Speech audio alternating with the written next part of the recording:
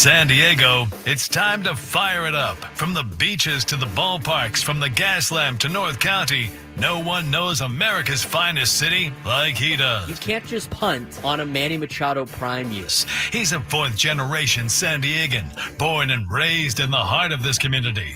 Passionate, opinionated, and always bringing you the real talk on your teams, your city, and everything in between. Braden totally knows his stuff. He's ready for the next step. That guy is good. Live and local, it's the Braden Surprenant Show. But I think Braden's one of the up-and-coming young stars in the media game in San Diego. Now, here's your host, Braden Surprenant. What's up, San Diego? And happy Monday to everybody out there in America's finest city. A little gloomy today to get the morning started, but we've had some pretty good weather for the month, for the majority of the month of June, that will wrap up here in the next 7 days or so. Get you ready for July, and that's where you're really getting to the meat of the Major League Baseball season. July brings the All-Star break. It brings the trade deadline. It brings the 4th of July, which is always a fun event for Major League Baseball as well, and a lot to get to coming up in the next couple of weeks or so. For Frank Marchese, I'm Braden Surprenant. Welcome into the Braden Surprenant Show, live and local each and every day from 10 to 2. We will have some mixing of shows next week that I think I can tease but not officially say yet. A couple of more vacations mixed in there. We will be here throughout the rest of the summer. Now, whether or not we will be starting at 10 in the morning a couple of times here and there remains to be seen, but we'll keep you updated when schedules move about. We have a lot to talk about today and a lot to discuss on the Braden Surprenant Show. Frank Marchese did a good job putting the rundown down last night and over the weekend, just to have to redo it again this morning with all the breaking news that we got. Welcome to working in sports talk radio. We have a lot to get into that happened today. We're going to talk more about, and I think this was kind of cool. You know, Alden Gonzalez was at a lot of those Padres games the last couple of weeks, especially the ones involving the Dodgers, and he put out a new breakdown of what we know right now about the Wild National League West. We know a lot of things about the National League West. And let me tell you, it is a wild National League West. We'll talk more about this later on in the show. But you had the fireworks last week of Padres Dodgers. The San Francisco Giants continue to not go away. Arizona still hanging around and winning baseball games. This is a fun division. This is the best division in Major League Baseball. And could you imagine if the Rockies were just competent? If they were just competent, how crazy would that division be? And it's going to get even more wild as we start getting to the nitty-gritty months. And right now, the San Diego Padres are at 42-35. They sit just outside of a wild card spot, although I'm not really worried about that. And they're within 5 games of the National League West division, despite the difficult stretch that they just went on. And we could talk about that stretch. That's something else we could talk about. The first difficult stretch of the Major League Baseball season for the San Diego Padres is now complete. Again, there was the amount of games in a row is one thing, and I trimmed off the Pirates series, and I'm trimming off this Nationals series. I'm just talking about start to finish with really good teams that you had to deal with. That stretch is now officially over. From June 2nd against the Giants to June 22nd against the Royals. The Padres split with the Giants. They took 2 out of 3 from Milwaukee to go +1. They lost 2 out of 3 from LA to go even.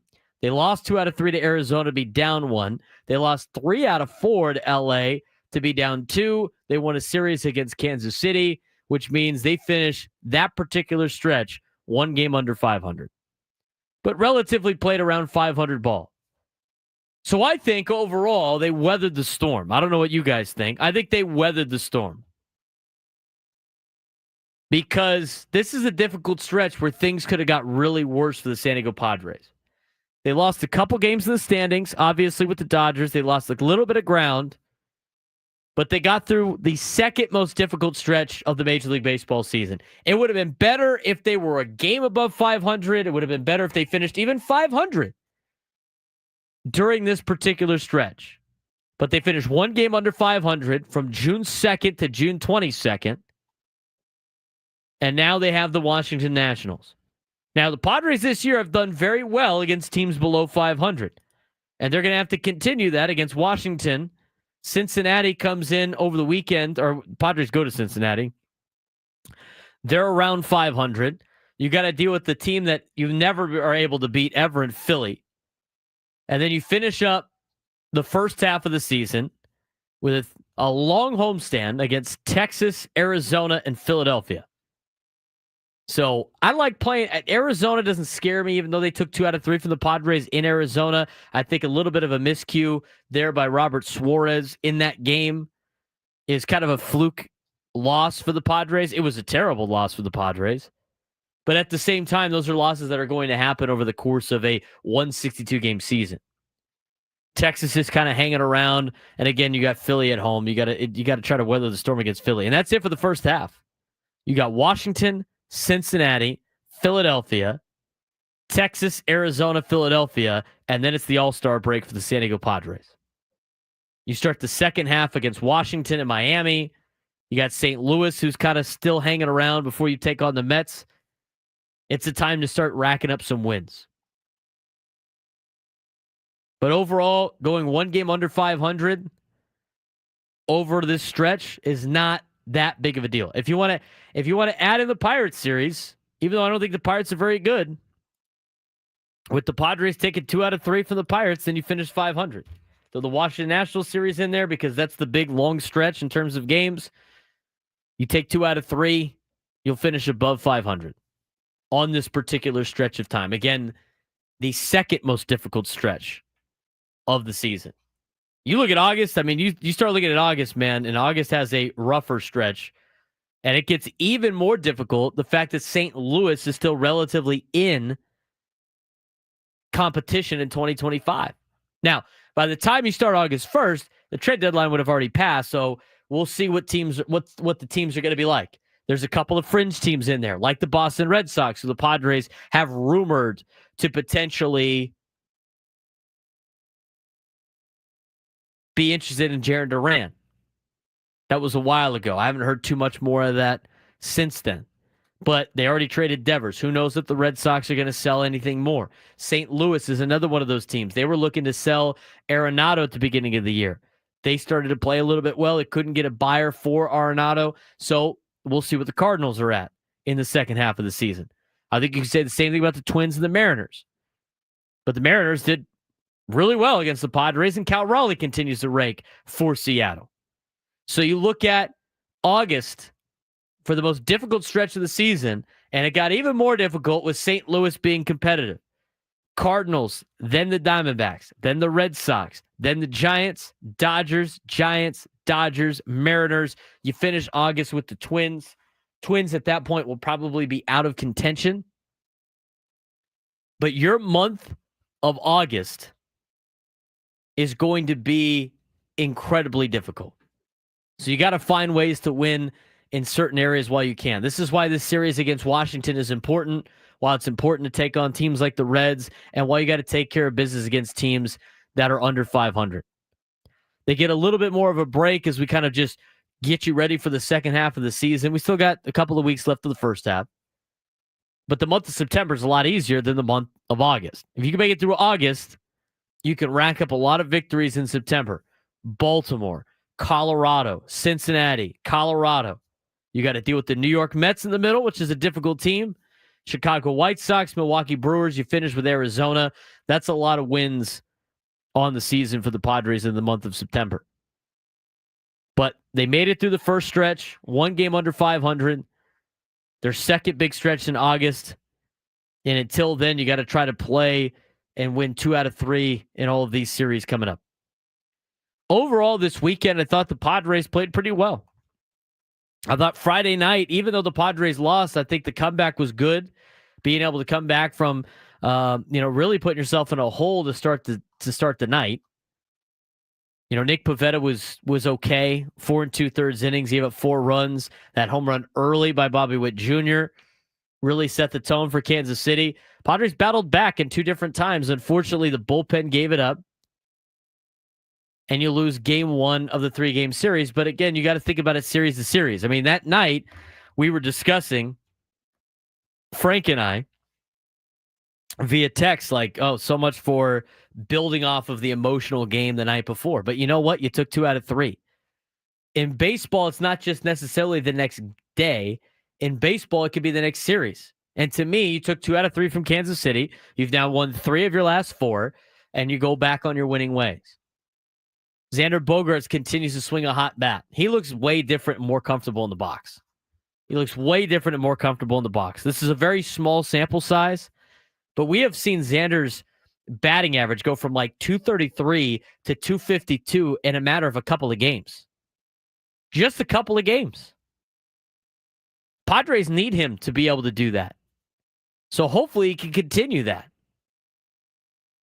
Not only is Xander hitting the ball well, Fernando's starting to hit the ball a lot better. And I love the lineup that they had yesterday, even though it took a long time to get them going. You could blame the home run robbery yesterday. I mean, Merrill pieced that ball. He was kind of unlucky in his first game back. But you got Merrill back in the lineup, moves everybody around. Now Bogaerts gets the bat 6th. And the lineup yesterday was finally the lineup that we've been talking about for the last couple of months. And yes, I don't mind Arise batting 4th. We'll talk more about that later on in the show. We got to break down NASCAR potentially coming to San Diego. We've teased it a lot. We'll talk about that today. I thought the umpire ejection for the College World Series a couple of days ago went way too far. Or yesterday went way too far. We'll talk about that. We'll break down the rumors about how to make a Luis Robert trade work for the San Diego Padres. Might be something else out there. Who knows? San Diego State and more importantly, the Pac-12 conference gets a TV contract done with one entity. There's going to be more apparently on the horizon. We'll get you all the details on that. We'll preview the series against the Washington Nationals and kind of recap the NBA Finals last night. A lot to get to on the show today. Really appreciate you guys joining us today. If you want to get involved, join us on the phones, 833-288-0973, 833-288-0973. We're going to take a deeper look in yesterday's game with a decision that I thought was wrong, but ended up being right. We'll talk about that when we come back on the Braden Surprenant Show, San Diego's #1 sports station, 97 through the Fan.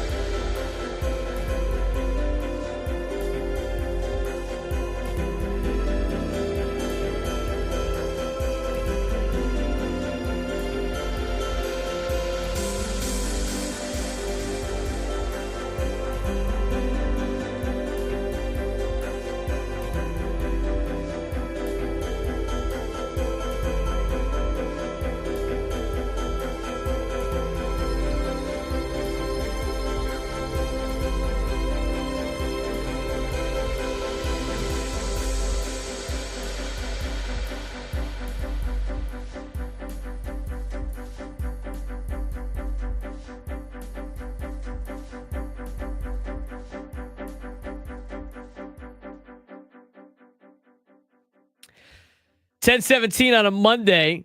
Make sure you tune in to Manager's Report with Mike Shildt this Friday at 9 in the morning on Ben and Woods. The Manager's Report is refreshed by EcoWater SoCal. Try alkaline water for just $9.95 a month. EcoWater SoCal keeping it soft since 1925.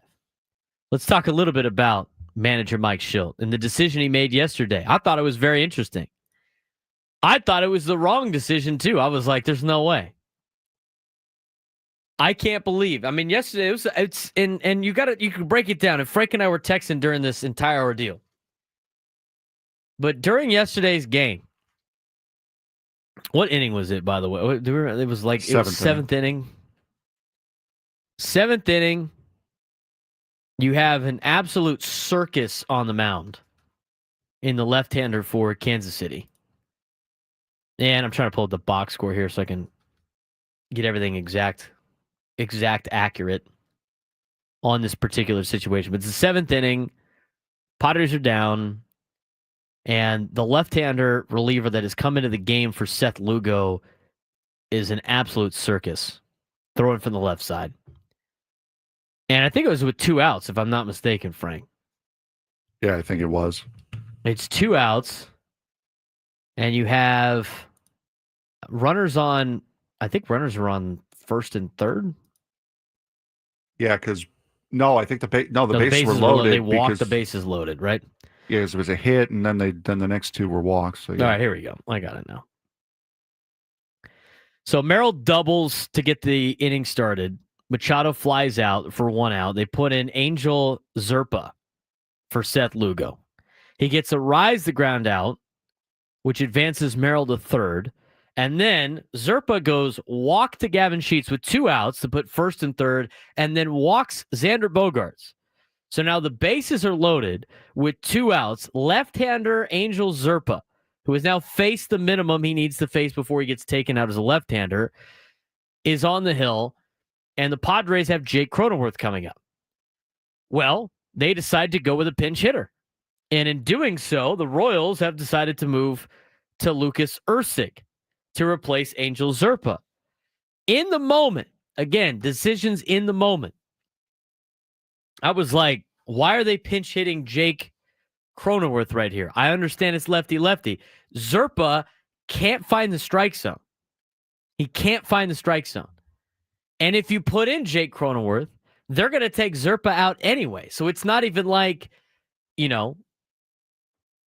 it's not even like that they were going to, it's not even like that they weren't going to move things around. You weren't going to get a better matchup by putting the righty up there. They knew that as soon as you move Iglesias in, they'll just go make the change. And I think you have a better chance with Cronenworth, even though he has not been very good as of late. And he's been on the slump. I mean, Iglesias haven't been very good either. And so they go with the change of bringing in Jose Iglesias in for Jake Cronenworth. So again, they go to Lucas Erceg, who replaces Angel Zerpa, who is a zoo. And then Iglesias gets the knock to drive in the 2 runs to tie the game up at 2 apiece. Before Trenton Brooks ends up striking out swinging to end the inning. It worked out. I mean, it worked out. I thought it was an interesting decision for Iglesias to be up there instead of Cronenworth. And I get the righty-righty, lefty-lefty. But I mean, that tells you where you're at with Jake Cronenworth right now. But it ends up being a very good move for Mike Shildt. Again, I was thinking about it in the moment. I was like, I don't know if I like this. I can't sit here and say I like it now because it worked out. I didn't like it in the time. I just didn't make any sense. It made some sense, but you leave him in, and Zerpa's pitching. I mean, Zerpa might walk Cronenworth too. So they take Zerpa out. They put in Erceg, and Iglesias gets the knock. Here's what Mike Shildt had to say about Iglesias and pinch hitting Cronenworth. Cronen's an everyday guy. It's a tough look. Zerba with the lefty. So, they're going to go to the righty, and Jose's going to take a good at bat. It's what he did, man. He battled his tail off, got down 2 strikes a couple times, and just found a way. He's a, bat to ball, good player, man. Finds a way to get it done, has great approaches, knows what he's doing clearly, and made 3 big plays. The 2-run single, they pinch hit, the relay in the ninth, which maybe talk about in a little bit, but then the 2-strike, find a way, get it in play. Louis got a good jump and definitely helps win a ball game. Hey, Mike, you don't see since the pitcher 3-pitch or 3 at bat rule came in, you don't see a whole lot of maneuvering inside of an inning like we saw in the 8th inning today with multiple pitching changes, left-right matchups. You enjoy that kind of a chess match inside of an inning like that? You don't get a whole lot of chances of doing that throughout the season? Yeah, I mean, it's different. I mean, you do see it. You get on the lane. We do it.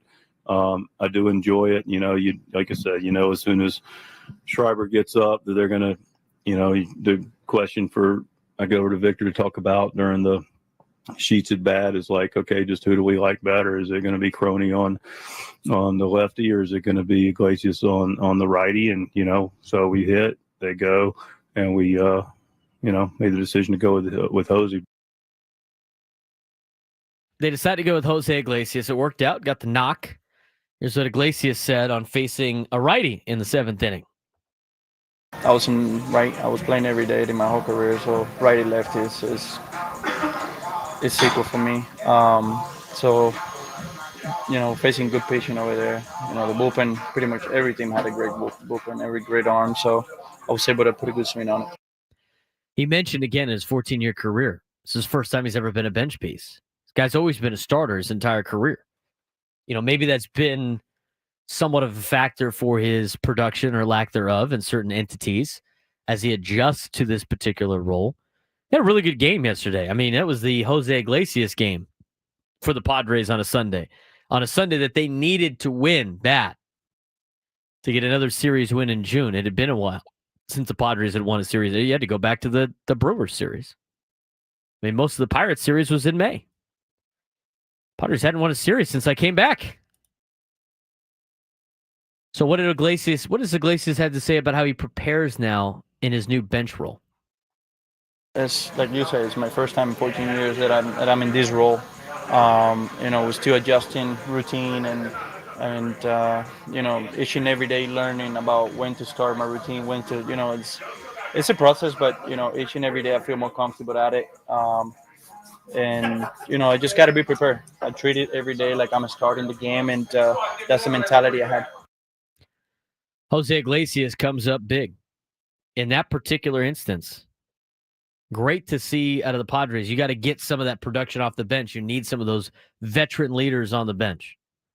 And so a little bit, I think, needs to be Iglesias adjusting to his role. I did not really think about it from that perspective, but now thinking out loud about what Jose Iglesias brings. I mean, for a guy that has always been a starter for 14 straight years, it's different to come off the bench now. It's different to change your mentality. I mean, when you're an everyday starter, I'm going to be in the lineup somewhere. I know what position I'm relatively going to play.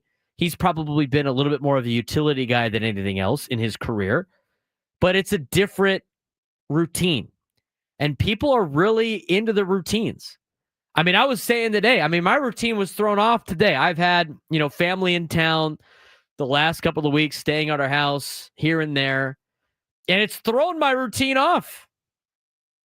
I have to make an adjustment on my routine, every day in the summer. And I can't believe I'm still doing it. I was driving to practice this morning at 5:45 in the morning, and I was sitting there driving going, I can't believe I'm willingly doing this anymore, because I hated this as a high school kid. I hated going to 6 a.m. practice in the summer. It was like the worst thing.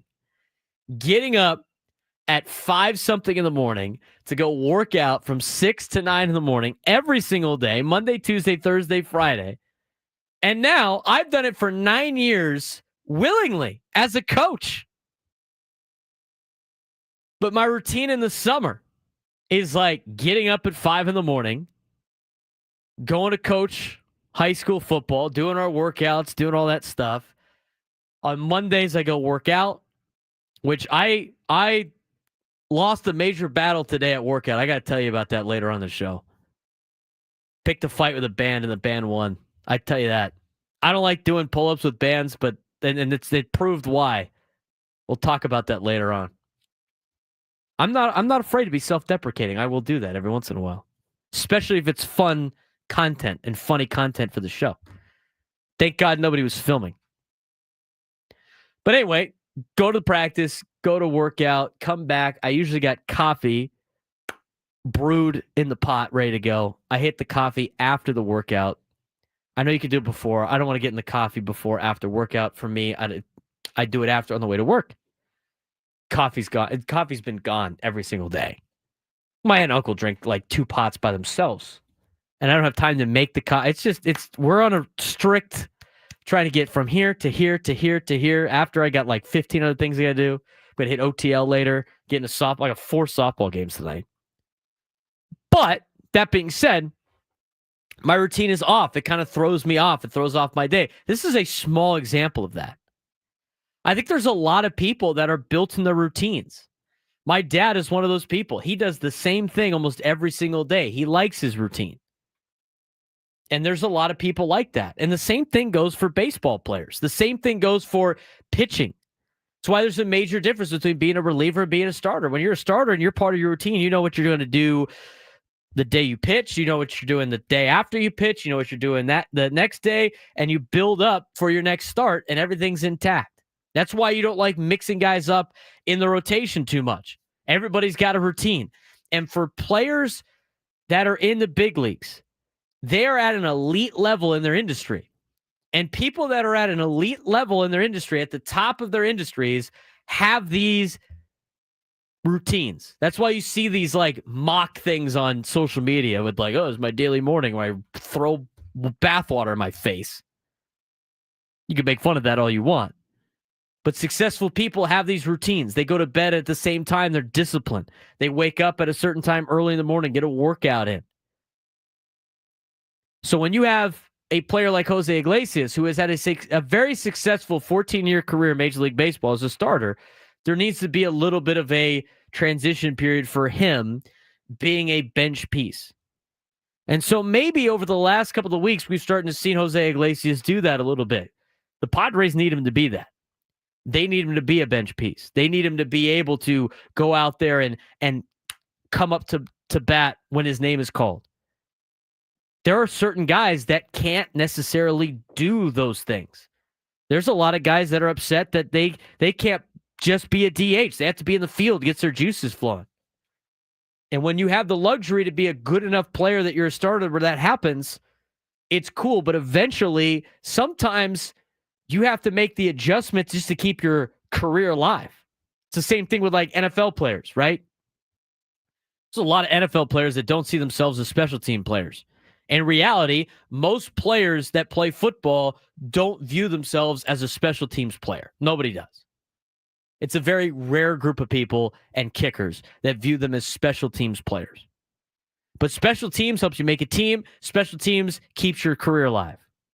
I got to coach with Derek Smith over at Cathedral. Derek Smith, middle linebacker, played for 12 years in the National Football League. The last like 6 or 7 years, he was like strictly doing special teams, kept his career alive, kept the paycheck flowing. Same thing can be said about players like Jose Iglesias and being a bench player, a role player, a pinch hitter off the bench, defensive replacement. That will make you a team. That will keep you on a team. And so he's going through that process. He mentions it multiple times in this particular scrum post game. And if that wasn't a factor, he wouldn't have mentioned it. It's the first we've heard it out of him. So it's good to see him adjusting to this role. He almost single-handedly won the game for the Padres yesterday. Love seeing that out of Jose Iglesias. That was yesterday's win. Jackson Merrill was back yesterday. We'll talk a little bit about him, and we'll also talk about Saturday's win. There's a couple of things I saw Saturday in the stands that I thought was very important for the Padres as we continue on the Braden Surprenant Show on San Diego's #1 sports station, 97.3 The Fan.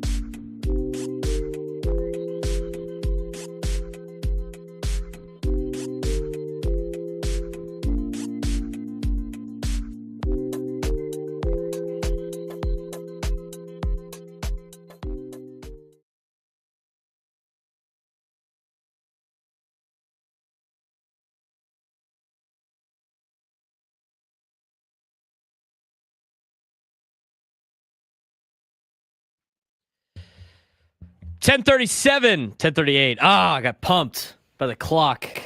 You know, it changes every 60 seconds. You know that, Frank? That's the rumor I heard. Is that what happens with a clock? That is the rumor going got a around. new one, new time every 60 seconds. I guess you could say it's brand new every second, every millisecond. Now we're having deep thoughts. That's going to confuse our audience a little bit. Let's not do that. No.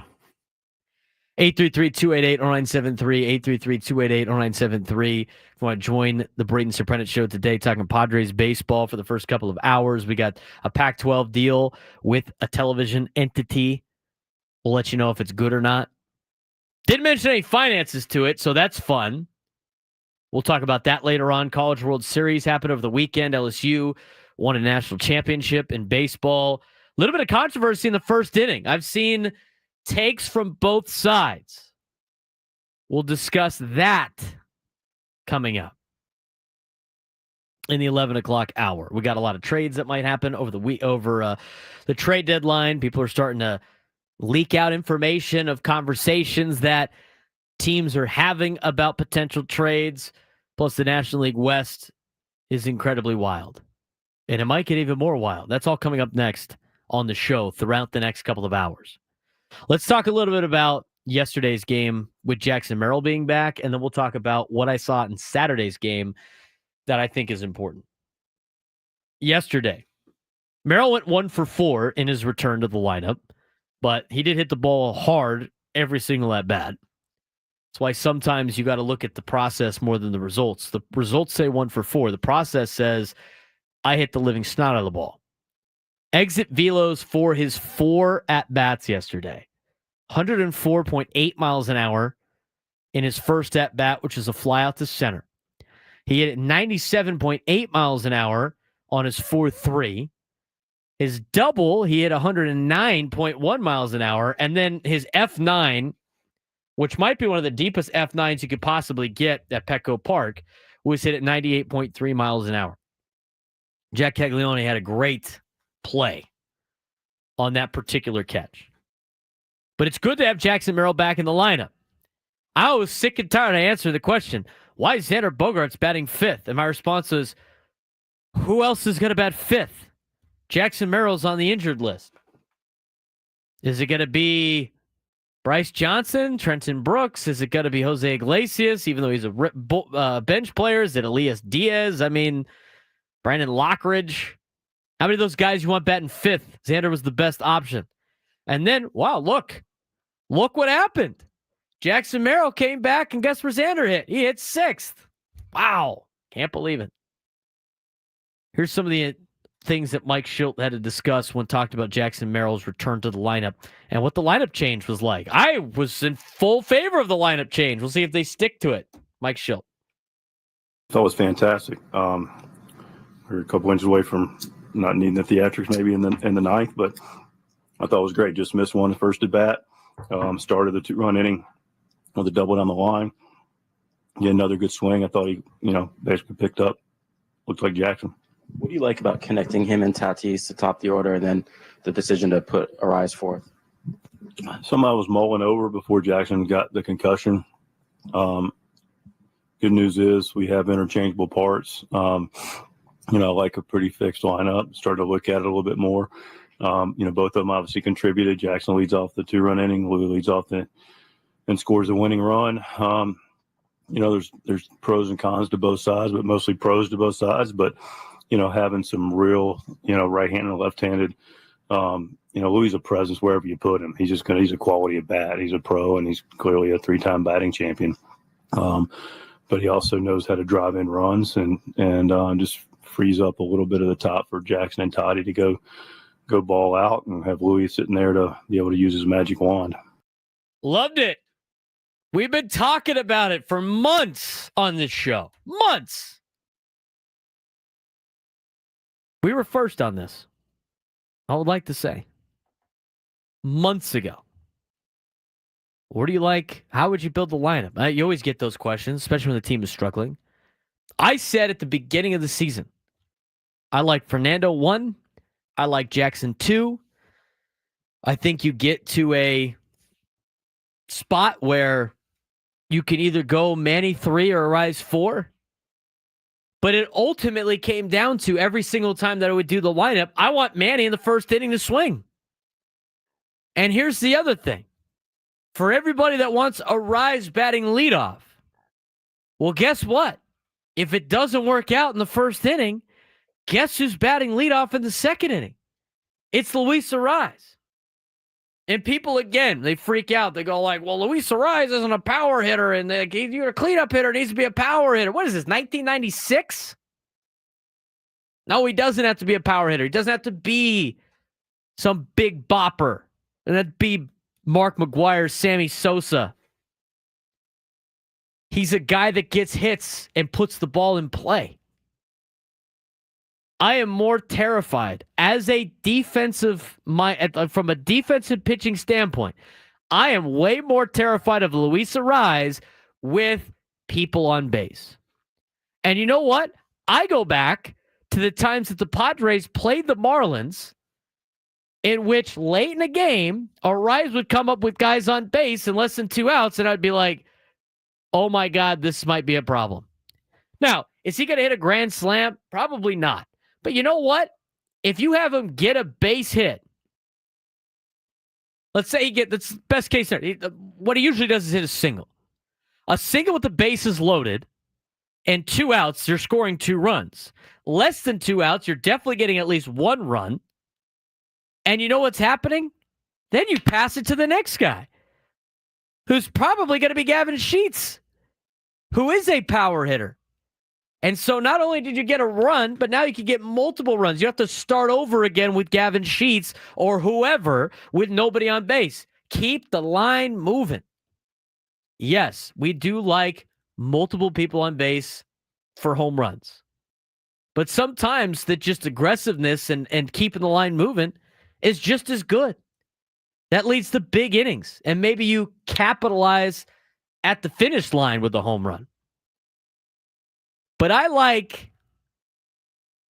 Fernando batting leadoff. 1, he's fast. 2, he's scary. 3, I'll need him coming up as many times as possible. It fits what everybody is doing right now. Get Fernando up as many times as humanly possible. Even though he's struggled as of late, a lot of that might be just him. I don't think moving him out of the leadoff spot's going to change anything. He is your most athletic player. He needs the bat leadoff to start every game. He needs the bat leadoff and get up as many times as possible. He does not need a guy in front of him slowing him down. Now, that kind of throws you some problems in the number 9 spot. I'm going to fix that in a second. So, Fernando bats leadoff. I don't think there's too many questions about that. Number 2, I love Jackson Merrill batting 2. Contact hitter, does have some pop. Extra base hit guy, also fast. Pitcher's got to worry about Fernando on the bases with Jackson up. And guess what? You got Manny behind him protecting Jackson.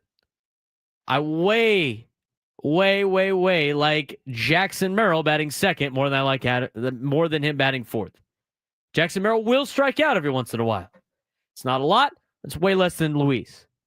Manny's your 3-hitter. He is your best player on the team. Not most athletic, but best player all around. I don't mind him batting 3rd. And then Arise bats 4th. You go with the power hitter and 5 with Gavin Sheets. So now you have back-to-back lefties, which means you got to go Bogart 6. Although I do think that's incredibly overrated. You can have a debate about that with somebody else. If you do it to me, I'm just going to pretend like I'm a brick wall. I'm not having the lefty-lefty, righty-righty debate. I think it's overrated. I think some people think it's overrated. But if you want to protect that, have Bogarts bat 6th. Now Cronenworth's batting 7th. Your 8 and 9 is catcher in left field. I would prefer to have the left fielder bat 9 and have Elias Diaz / Martin Maldonado bat 8th. If you get a new left fielder, which the Padres will probably be doing, it lengthens the lineup even more. But you think about that lineup at full strength. Think about where Bogarts is hitting and think about where Cronenworth is hitting. And then let's talk about what we talked about last week. When everybody was freaking out that the Padres lost 3 games in a row to the Dodgers and like the season's over. Let's go back to that. What did we say on the show? You don't need a Juan Soto type player at the deadline. You just need an average to above average player. You need somebody with a positive WRC plus. In reality, north of 100. Think about that for a second. Any of those fringe players that we have mentioned in the past, let's look at Luis Robert Jr. for a second. We want to talk about that because that seems to be a fit for the Padres. Don't have to give up too much for Luis Robert Jr. for a couple of reasons. One, he's got a club option next year. If the Padres think that they can keep for $20 million because he plays up to that level, they could exercise the club option. He's on the team. If not, he's a rental. And he's a rental that's not playing very well. You're taking a chance on him. But if you bring in Luis Robert Jr. and hoping for the best, now, if I brought in Luis Robert Jr., I'd probably try to get another bat. I'd probably go get a DH or a first base bat. But let's say you bring in Luis Robert Jr. I'd still go with Fernando 1, and I'd go with Jackson 2, and I'd go with Manny 3, and I'd go with Arise 4. You could put Luis Robert Jr. 5. Now Gavin Sheets is batting 6th, which means Xander Bogaerts is batting 7th, which means Jake Cronenworth is batting 8th, which means Martin Maldonado or Elias Diaz is batting 9th. Just by adding one player. Just by adding one player. If you add another bat, think about the lineup. Xander Bogaerts batting 5th doesn't really do it for me, even though he's 11 for 19 in his last 19 at-bats. Xander Bogaerts batting 7th or 8th. Hey, you know what? That sounds like a playoff lineup. So I like what they did yesterday with the lineup. I think that was great. They finally, listened to the show. Thanks for listening. Love the lineup. I hope they continue to do that. Now, a couple of things from Saturday's game. Saturday's game was also good. You got to see Fernando hit a multi-run homer, which I have to give credit where credit's due. My guy, Matt Perez, who last year was bringing in a ton of losses to Petco Park. So many losses that Nate Taylor in the chat would just ridicule this guy every single time. He kept it a tally. Said, keep that guy away from the ballpark. He's been on a tear in 2025. And not only that, right before Fernando stepped into the box, he said, this is going to be the second multi-run homer at Petco Park for the Padres this season. Sure enough, it was. What a call. What a call. But there was something about that at bat that I noticed before it even happened. And now here's the cool thing about the seats that I was sitting in. I was using my parents' seats. They have a little 20-game package. My dad had his 30th high school reunion. The Grossmont Foothillers, class of 1985. They met on Saturday. They had a nice little time. They had a good time at the women's club in Mission Beach, had a good time. So my parents weren't going to use the tickets. They asked if I wanted to go. I said, sure. So me and Matty P went. And from the vantage point, I can look into the Padres dugout. I can't do that in the press box. In the press box, I can't see anything in the dugout. But I'm sitting there and I'm watching. It's in that inning where Fernando hits the multi-run homer. The 3-run homer put the Padres over the top to win on Saturday. Xander's in the dugout with an iPad. And he is showing Tatis something. I don't know what it is. I mean, it could be like Xander just being like, hey, look how sick I am right now. I'm so locked in. I don't think that was the case. But he tells Fernando to come over. He shows him the iPad, and he's scrolling back and forth on it like he's looking at something. And it was right before they put this pitcher in. And he points at it a couple times. It looks like he's telling Fernando something. Fernando head nod, puts his helmet on, walks up to the on-deck circle, the at-bat in front of him. He walked up there kind of late. At-bat ends, he goes to the dish, couple pitches in, 3-run bomb. I love that. Now, that's just what I saw. Now, whether or not, again, it could have been Xander be like, I'm so locked in. So hot right now. So locked in. But I still think it was some of those veteran moves of trying to find ways to win. And that camaraderie and getting the players bought in. It's great to see that result. Great to see that result. And it's good to see Xander swinging the bat well, and I hope he continues it. It's still a very small sample size. It's only been a couple of games. I mean, think about that. He's turned it around in a couple of games. He's raised his average above 250. And he's hunting down Fernando's average, who continues to fall down a little bit.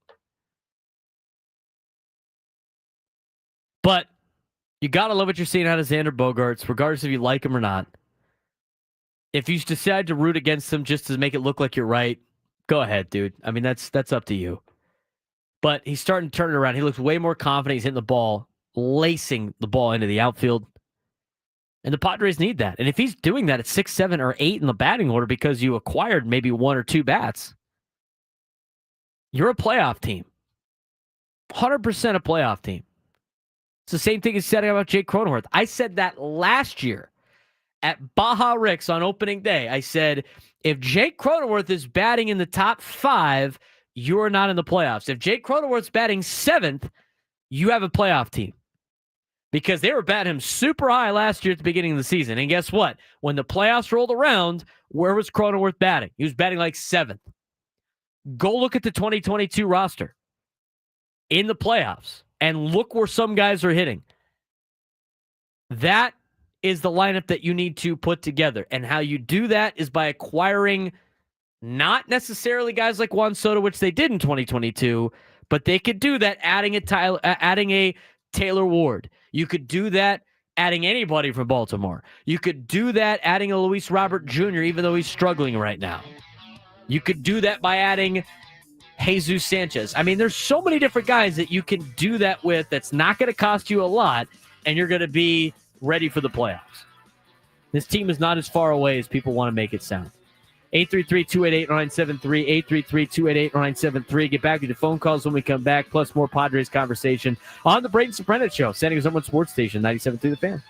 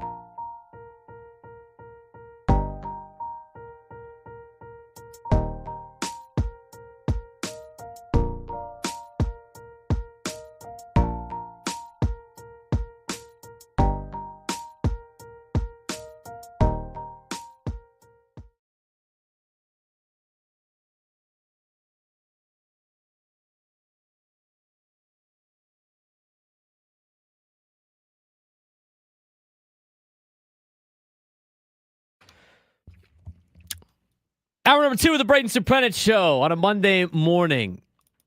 It's always a little bit more fun to talk about the Padres and to do this show after a win. Most notably, a series win. And by the way, a series win against an American League team.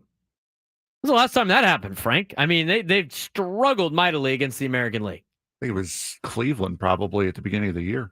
Might have been the last one. That's even worse. Now I'm going to look it up. Last American League team that they played before KC was Toronto. They got swept. And before that was Seattle. What did they do?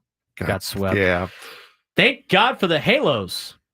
Oh, okay. So it was the Took Angels. 2 out of 3 from the okay. Angels. But you know what? You would forget about that because last year the Angels swept the Padres at the Big A. Before that series was the Yankees, lost 2 out of 3. Before that was the Rays, got swept. Before that was Detroit, lost 2 out of 3. Before that was Houston, lost 2 out of 3. They did beat the A's 2 out of 3.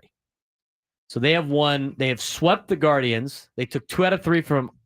You're not really A's. helping your case.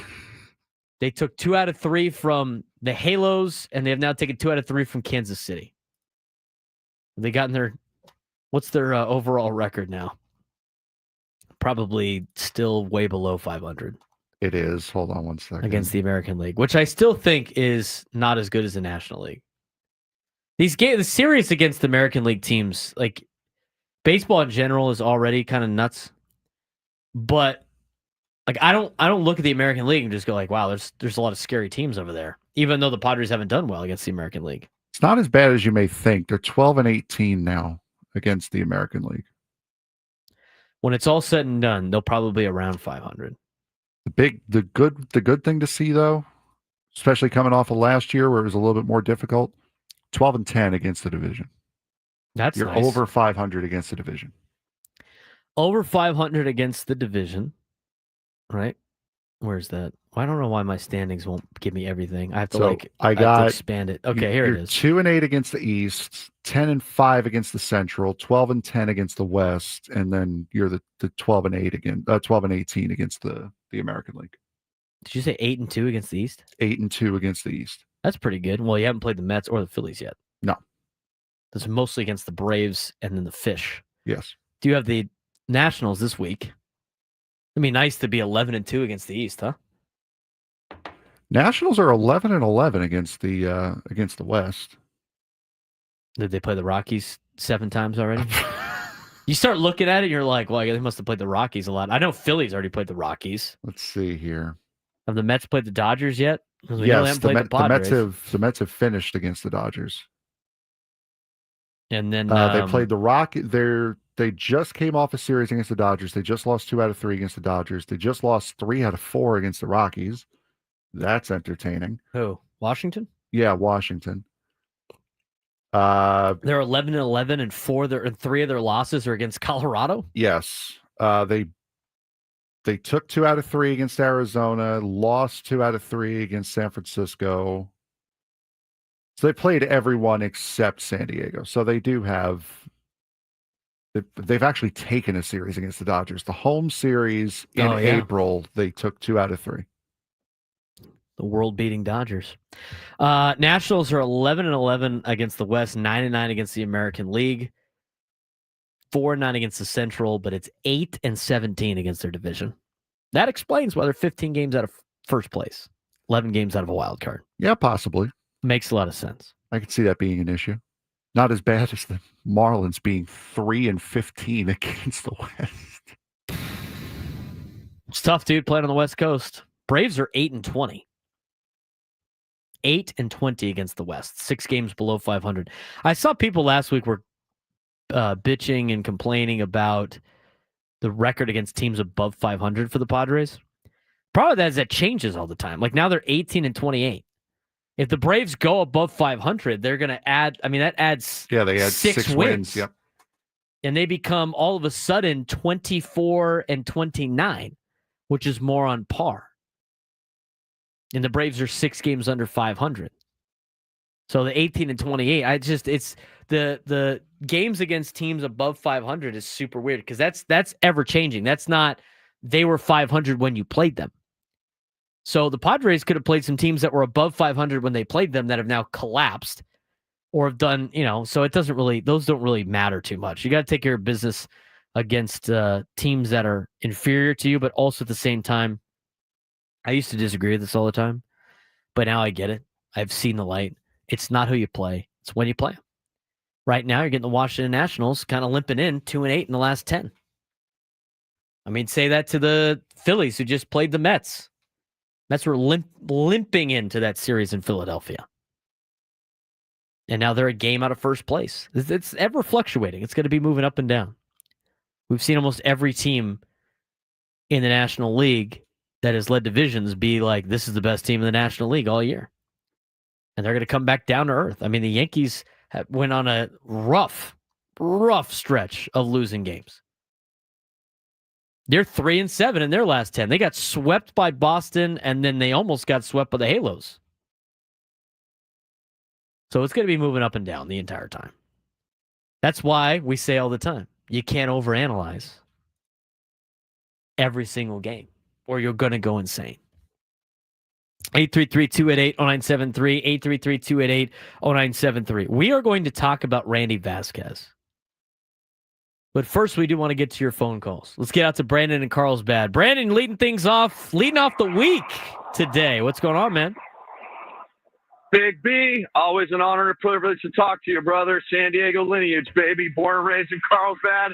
And I know you're born and raised where? Down in I'm from Scripps Ranch originally, but okay, word up.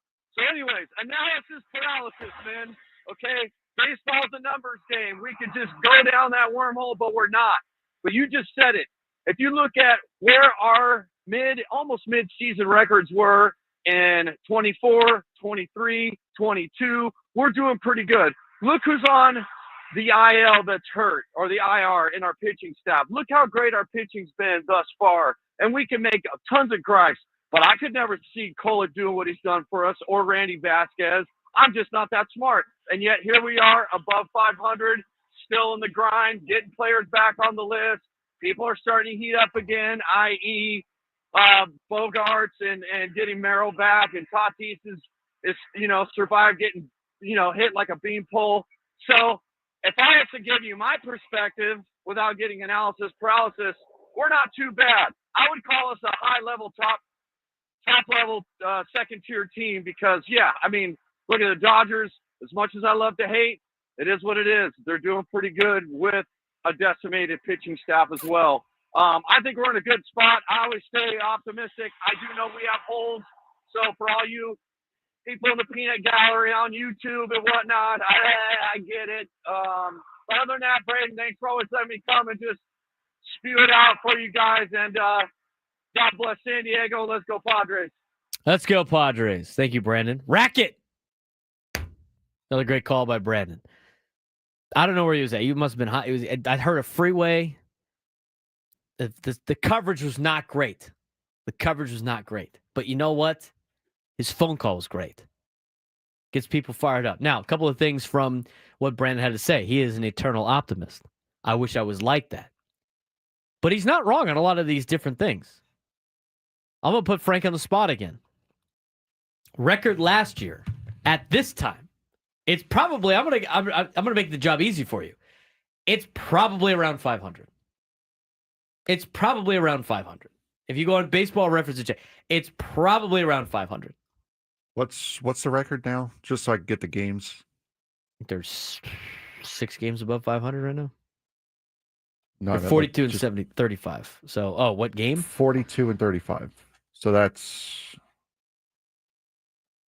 77 games? 77 games in. They are. I'm probably going to be wrong on the math here. I'll go with 30. I'll go with 37 and 41. That's what you think our record was last year? Yeah, because I know there was a lull period, and then it came back up, and then it went back down before the All-Star break. All right, let's see where we're at again. Because last year, there was a point last year where multiple people thought the Padres were winning a World Series, and they didn't. I remember they were a ways away. They were about 4 or 5 games over 500 right before the All-Star break, and they ended up at 500 at the All-Star, a game over 500 at the All-Star break. Yes, because they lost their first game of the second half in Cleveland to go 50-50 Yes. for their first 100 games. And at that point, I was like, there's no way they're turning this thing around. And then about a month later, I was sitting there going like, this team could probably win the World Series. It's over. We're going. Last year, through game 77, right? They were 37-40. There were 3 games under 500. They had just been swept by the Mets. I was a loss off. They just got swept by the Mets, and they've lost 2 in Philly, and they're trying to salvage a 0-5 road trip with a victory in Philadelphia on Wednesday, June 19th. 77 games in. Getting ready for game 78. 37-40. This year, what are they? 42-35. So it's a complete flip of where they're at. So, again, we go back and forth all the time. People freak out. Understandably so. But you know what? Like I said before, after winning 2 out of 3 from Kansas City, they are 7 games above 500, which means what, Frank? They're better than they were last year. Well, that's true. Again, I was looking for a specific answer, so I set you up for failure there. Yep. They won their first 7 games of the season. So what does that tell you? They're 500 They played since the opener. 500 since the opener. What did we say at the beginning of the year? Now, I do not think this amount of wins is going to get you in the playoffs, and I don't think they're going to play 500 ball the rest of the year. But most Major League Baseball teams play 500 ball throughout the season. The Padres went on to a 7-game win streak to start the season. If they went the rest of the way 500, they're on pace for 84 to 85 wins. Which is right on par with what we all thought at the beginning of the year this team was going to be able to achieve. That is what everybody was picking, with the exception of Prolific that picked 96 games, which you never know. They could still do that. I'm on the believer side of that. It is exactly what we thought they would be in January. Exactly. They made it through the storm that they had to go through, the second hardest stretch of the season, and now here's an opportunity for them to rack up some wins. That's why it was so important to win the first 7 games of the year. Get off to a great start, because then you can go through some of these spurts that we've seen the Padres go through. And as long as they stay afloat, they are going to be fine. So then later in the year, when you can go on a run, you don't have to go on a run to get over 500 like they did last year. You need to go on a little bit of a run to just secure a playoff spot or solidify the fact that you're in the postseason. That's why the first 7 games was so important to start the year. So the Padres are 42-35 through 77 games. Last year, they were 3 games under 500 and playing their game 78, trying not to get swept. But the team is exactly what you thought they were at the beginning of the season. Before trade deadline, they're a wild card team.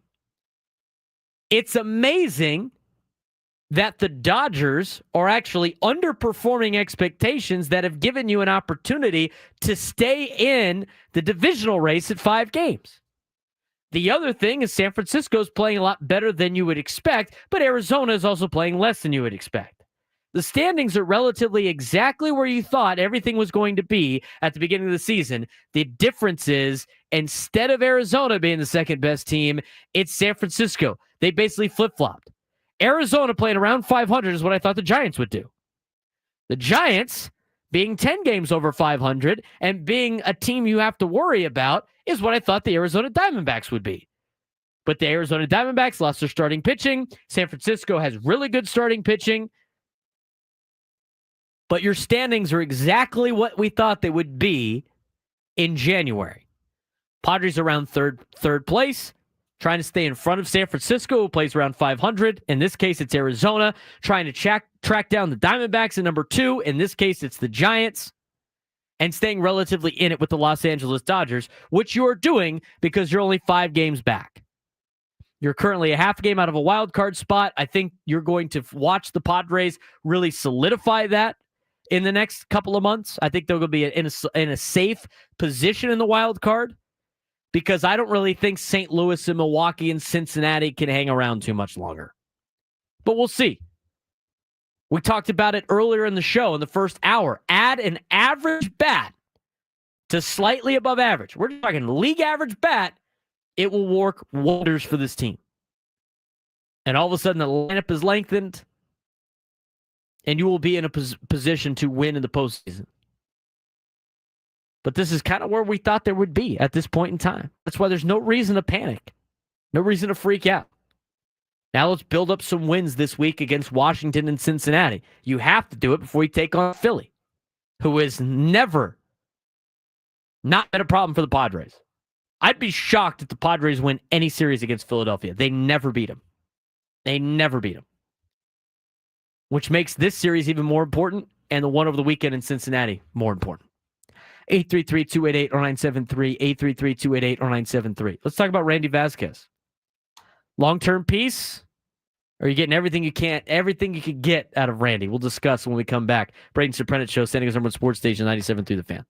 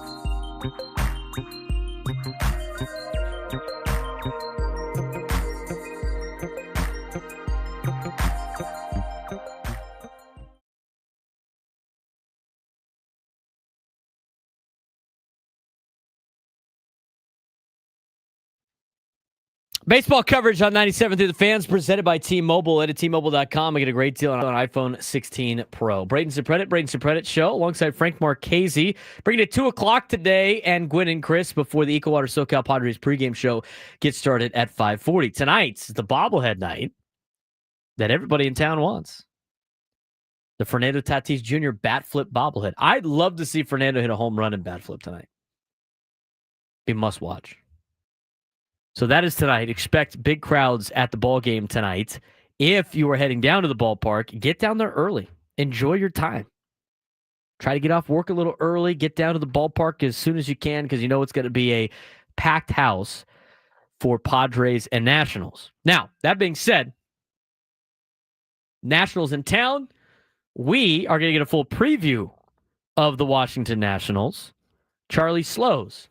He's a Nationals broadcaster, original voice of the Tampa Bay Rays until 2004, and he's been the radio voice of the Nationals since 2005. You have heard his calls on air here at 97 through the fan a couple of times. I used to play those all the time when I was running Padres pre and post stuff. Bang, zoom, pow, one of his home run calls. I got to ask him how he came up with that. The curly W. I mean, he's got a lot of great phrases. And you know what? He comes from a very prestigious background of starting at KMOX. For a dude from Brooklyn, it's a pretty interesting story how he's navigated his way. He's from the Bronx or Brooklyn? Bronx. He's from Bronx. Big Yankees guy, maybe. So, it'll be fun to talk with him. Obviously, Mackenzie Gore, C.J. Abrams, James Wood, Robert Hassel III. I mean, these are some of the players that the Padres gave up for Juan Soto. Now core pieces of the Washington Nationals. I'm sure this will be a major discussion all week. If James Wood hits a home run, people are going to lose their mind. C.J. Abrams, Mackenzie Gore, all those guys. So we'll have a full preview of that when we come back. We want to talk about Randy Vasquez for a little bit. Randy Vasquez, another good outing for the Padres. People are like, oh, he's not going to be able to go through the batting order 3 times, through 89 pitches, 63 strikes. 7 innings yesterday for Vasquez. 2 runs, 5 hits, 2 punch-outs, 2 walks. Aside from the 2-run bomb mistake pitch to Salvador Perez, Vasquez looked good again. 16 starts this season, 3-4. Records don't really mean anything. 3.60 ERA, 80 innings pitched, 45 strikeouts, 37 walks. He needs to get a little bit better of working through the order a third time, but you're watching him limit the walks. He's still walking people, but he's still starting to limit the walks a little bit more. He's getting deeper into pitch counts. And I tell you what, at the beginning of the year, when he was going to be your number 5 starter, putting together a 3-4 record with a 3.60 ERA, that plays as a number 5 starter. He's still a young player, and he looks like he's continuing to improve as a San Diego Padre, which could lead to him being a long-term answer for the Padres. That would save them a ton of money. If he could be a long-term answer as a 4 or number 5 in the rotation. Again, he's super young. That's why I'm not worried about him not getting through the order a third time right now. He's going to improve.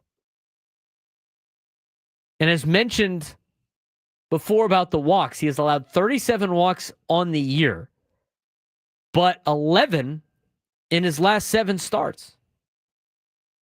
So he's doing a good job of limiting some of the problems that he has had. And more work with Ruben Niebla, he could be a long-term piece.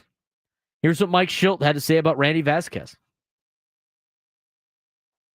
Vasquez was fantastic. The one mistake to Perez, but off balance, changeup was really good. He was the cutter good. He was getting off barrels. Did a great job. Malty does a good job with him, but credit goes to Vasquez. huge 7 innings, earning more trust deeper into games and rewarding it. And just threw the ball very well. As you mentioned, Seth's very good. Wevo does a great job, and we knew we were going to see a guy that really knows how to pitch. And he pitched very well. Those 2 guys that threw the ball exceptionally well. And close game, we were able to execute. Randy Vasquez is going from a thrower to a pitcher slowly, but he's developing nicely. He's under control for some time, and he's part of that big trade, right? I mean, everyone talks about Michael King. Padres don't have Michael King right now. And maybe if you re-sign Michael King and you have a guy like Vasquez there, I mean, some of your rotation is built for the future. I'm not ready to make Randy Vasquez an ace. I'm not ready for him to, be a number 2 in the rotation. He might have the opportunity to do such a thing. But he's under control for a long period of time. He's a young player. It's not going to cost you a lot of money. And he's a guy that you're going to need, I think, in the future. It makes that trade better for the San Diego Padres with the New York Yankees for Juan Soto. It makes that trade for Juan Soto the first time with the Nationals better. Randy Vasquez is 26 years old, and he's already doing a really good job as a number 5 starter in a rotation, and he's really pitching a lot better. He's probably around a 4 or 3 right now in the rotation based on injuries. He's doing a phenomenal job. Sometimes you don't always need swing and miss. Sometimes it's just, let's get the guy out. The batter fails 70% of the time. He gets himself into the Hall of Fame. Let him do it. Great improvement from a year ago for Randy Vasquez, and he's still improving at only age 26. 833-288-0973, 833-288-0973. Got some news about the College Baseball Hall of Fame class that we might get to in the next segment, but when we come back, we'll get you a full preview of the Padres and Nationals series as Charlie Slows, Nationals broadcaster, joins the Braden Surprenant show next on San Diego's #1 sports station, 97.3 The Fan.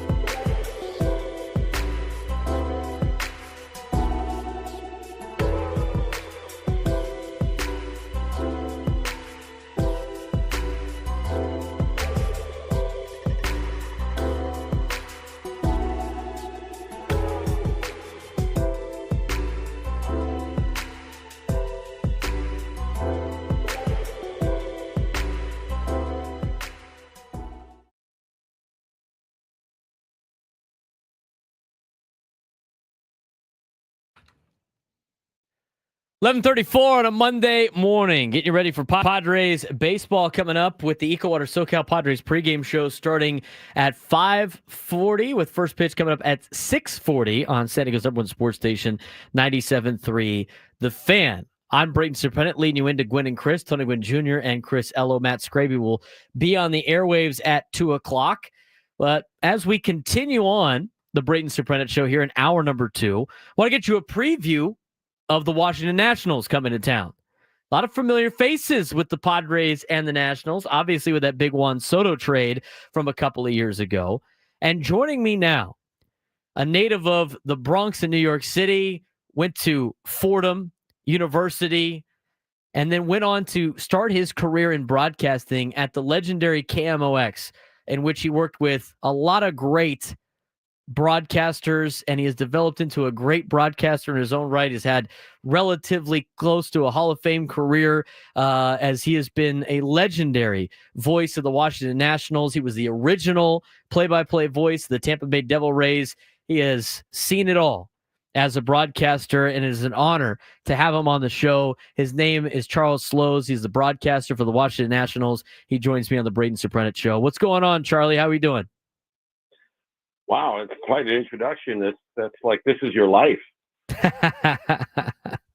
I appreciate that.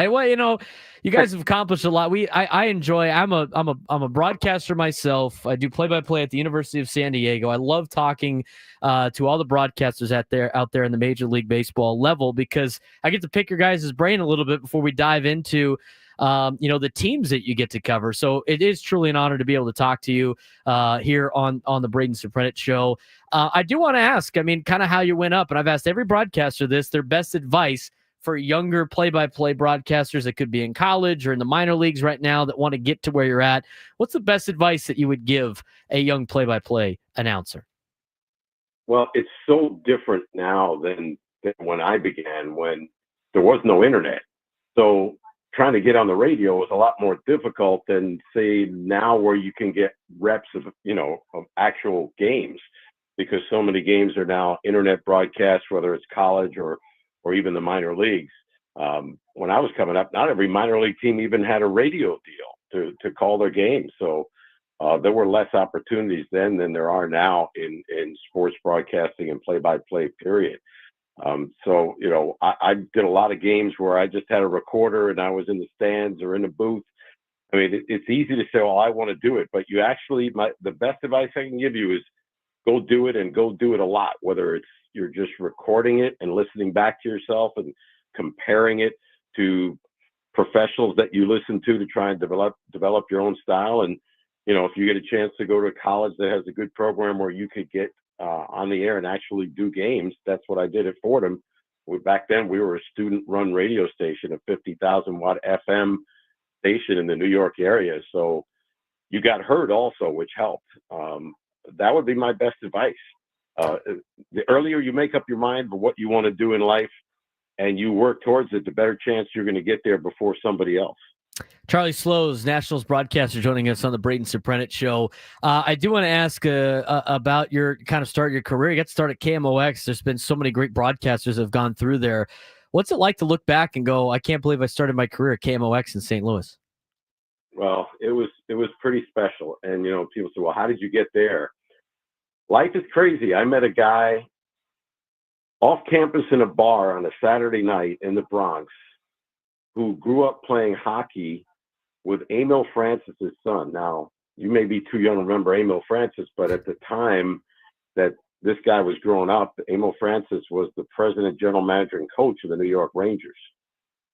At the time I met this guy, he was the president, general manager, and coach of the St. Louis Blues, and that was how I got introduced to Emil Francis and passed some of my stuff on to Dan Kelly, the late legendary Blues hockey announcer, and then he passed them on to the executives at KMOX, and that's what was my connection to get there and eventually get a job there a year out of college. This is a pretty cool story right there. That's crazy. That's just, That's crazy. But, people say, well, you caught a break. I said, but, at the same time, if somehow you get an introduction and somebody's going to hear your stuff, or you're going to get a chance to go on the air and do an audition, which I did at KMOX, you better be ready, better get a base hit. That's all Right. I can say. You get pulled You up to better the big smack leagues. something You better contribute offensively.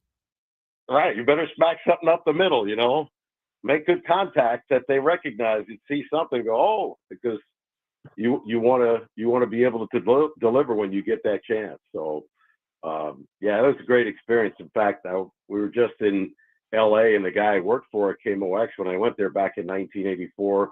He went on to big things as a producer, executive producer of Access Hollywood, and worked for NBC and CBS. And I think right now he's producing Billy Bush's new podcast because he got into the podcast world. But we were trying to hook up, but he was actually in France when I was in LA. So we were going to do a few trips down memory lane this past weekend, but we'll have to table that for next time. Charlie Slows, Nationals broadcaster, joining us on the Braden Surprenant show. You mentioned real quick, and I will go ahead. I will say, outside of getting a chance to work at KMOX, developed a relationship with Bob Costas, who was a reference for everything that's happened after that for me. So, some of the people you met along the way that worked through there, growing up in New York, listening to broadcasters and styles in New York, and then going to be around Jack Buck in St. Louis was a great experience. It's all about who you know and building relationships. And in this day and age with phones, it's very hard to do. I see it at the winter meetings every year with a lot of young broadcasters just handing resumes out, but not talking to anybody. You got to go out there and talk and develop relationships. But you did mention like making it your own. And before we talk about the Nationals, I do want to ask about how you had how you developed your home run calls, because we play a lot of highlights, on the flagship station, during our pre and post game show. We've played a lot of your highlights over the years. The bang, zoom, pow, and then insert last name here is to me, I just immediately think of the Washington Nationals because of your home run call. You also got another one in going, gone, goodbye. But how did you, develop some of these over the years to make it seem natural? Some of it is, the going, gone, goodbye. I think that just came from people I listened to growing up, and I liked it. I thought it gives you a chance when the ball's in the air. Hopefully know that it's going to be a home run. The bang zoom really started with, and I was already with the Nationals. Originally, it wasn't in the home run call. When they won a game at RFK Stadium or hit a home run, they would blast off fireworks. So the end of the game call was bang zoom, go the fireworks, or curly W's in the books. But then when we moved to Nationals Park, because of proximity to Capitol Hill and all that, they couldn't set off fireworks without a prearrangement. So there were no fireworks. So that became bang zoom, or curly W's in the books. And then I decided to use it for home runs because I wasn't using it as much, and it seemed to fit for home runs. But the bang zoom, if you're an old TV buff of series from the 1950s, the infamous Honeymooners, Jackie Gleason, Ralph Cramden, bang zoom, Alice, you're going to the moon. Bang zoom. I thought it worked for fireworks. I thought it works for a James Wood home run. The zoom is really fast. Oh, that's cool. I mean, it's interesting, some of the stories that come about on how you make your signature calls and everything like that. But let's talk about James Wood. Let's talk about one of the players that the Padres parted ways with for that big Juan Soto trade. He's one of a lot of guys on this Nationals team, Charlie, that had come from the Padres farm system and kind of some young faces of this Nationals, of this Nationals club. How have you seen the Nationals transition from no longer having Juan Soto a couple years ago to now trying to build around really the big Juan Soto deal that they got with the Padres? Well, it certainly was a game changer, really an organization changer, because the Nationals, Mike Rizzo, our president and general manager now, calls that, you traded away other people before that at the deadline in 21. Schwarber was only with us for a short time, had that monster June. You traded him. You traded Scherzer and turned it to the Dodgers. You basically cleaned house on anyone who was going to be a free agent, expiring contract, started the rebuild. But, Mike Rizzo really looks at the day he traded Soto and got all those players back, including Luke Voigt. I think Luke Voigt's playing in Mexico now. The other guys in the trade were all organization changers. And, they've all reached the big leagues except for Harlan Susana, who right now is a grade 1 UCL sprain, was in high A ball. But, Hassel was the highly touted player in the deal at the time as a prospect. Of course, Gore and Abrams were coming right to the big leagues, giving you hopefully, an ace left-hander and a starting shortstop who was very inexperienced at the time. Because, with the Padres, they had brought him up, so he hardly had any professional time in the minor leagues, very, very young. And so he's been learning at the big league level and getting better and better. And Gore's looking like he's the real deal. These are guys that you hope they can lock up for a long time. But I remember coming to San Diego maybe a week, 10 days after the trade. And, of course, Scott Boras, the agent for a lot of these guys, Gore, the agent for James Wood, the agent for Juan Soto, as we famously know, said to me, the only way the Nationals could really top off this trade would be to sign Soto when he becomes a free agent in 2 years. Because he said, I don't have Hassel, and I've seen him. But Hassel, as you know, was hurt a lot early in his career in the minor leagues with the wrist injuries and then the fractured hamate bone. But he said Wood is a beast.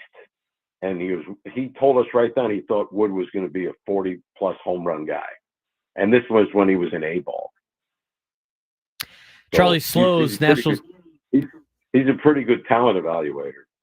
Charlie Slow's Nationals broadcaster joining us on the Braden Surprenant show. That was the one piece of the puzzle that a lot of Padres fans knew that was going to be, or at least heard of being the biggest loss in that particular deal was, are we potentially trading a future Juan Soto for Juan Soto now for this interesting deal? And I know the Padres and Nationals will be connected for the next handful of years because of this big trade that happened at the deadline.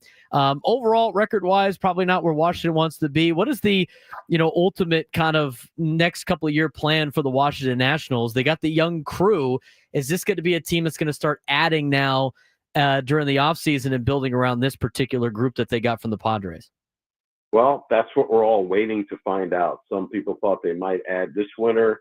Organization felt as these young guys came to the major leagues this year would give them a better idea of what they want to add, how they want to add after this season. And, that really ties into, where ownership stands, whether they're ready to do that or not. And we don't know that at this point. So I think they thought they were going to be an improved team. You just went through an 11-game losing streak, which kind of, dipped you under 500 considerably when you were right about at 500, 2-3 games under. So now it's an uphill climb, and that happens to any team. It happens to young teams. It happens to veteran teams. I mean, we've watched the Mets and the Yankees lose 6-7 in a row. The Phillies go into a slump. The peaks and valleys of a season. But overall, you figured out that Wood is a piece, and maybe a guy you hopefully can sign long term. He's locally from Maryland. His parents are at every game. His parents are on this trip. Seeing him play in Los Angeles. Very exciting young player. They have some other young, exciting players. Again, though, you need to have that mix of experienced veterans to bring them along. And they could probably use like any team, a frontline starting pitcher.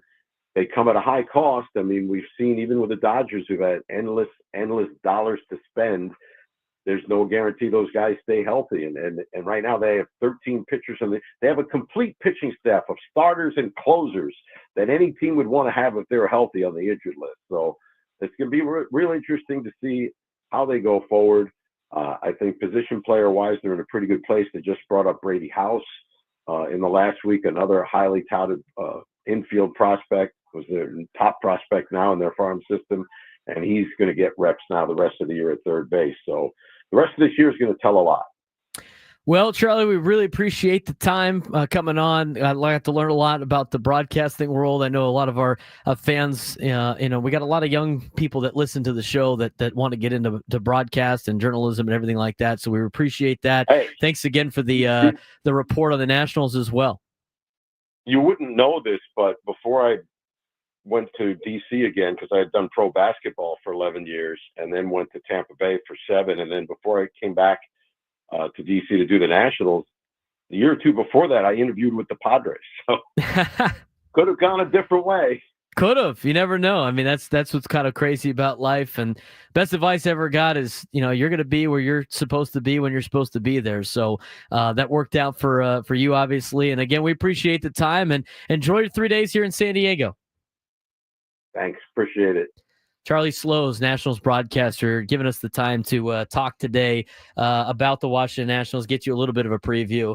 That was fun. The interviews that we get that Frank Marchese puts together with a lot of broadcasters are always fun conversations, and you could tell they like talking about their craft a little bit, and they don't get to do that all the time. And I hope you guys had some fun with that.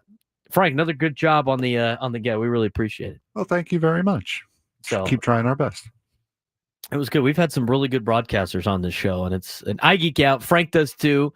Frank's got a broadcaster background as well, so it's fun for us, and hopefully you guys have fun with this as well. So, without further, do we have time? Do you want to do it at noon? No, I think noon should probably be the better get. Do you have the Washington Nationals, San Diego State Aztecs news in the sports thread? I do not, because that just broke maybe a half hour ago. All right, let's talk about that. Just happening moments ago, as I pull up the tweet, San Diego State Baseball tweeted this out.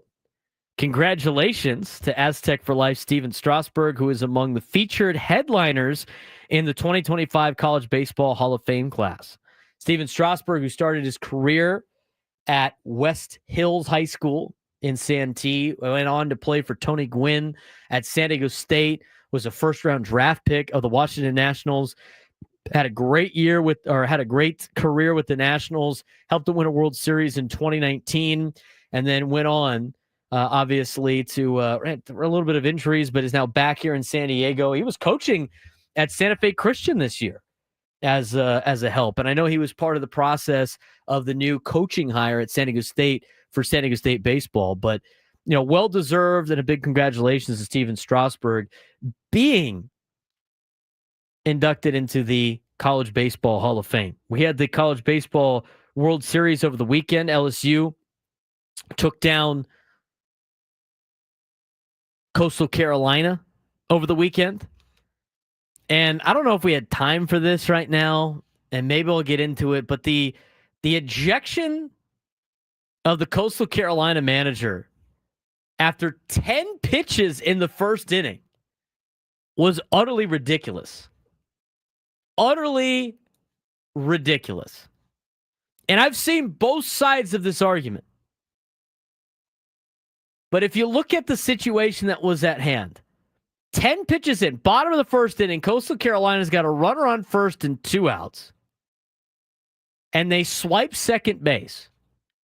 And in the process of the Coastal Carolina player swiping second base, and they're talking about, and then the broadcast is talking about other things and everything like that, all of a sudden, there's a kerfuffle behind the plate, and the head coach of Coastal Carolina goes out to talk to the umpires, and he finds out he's been ejected from the game for arguing balls and strikes.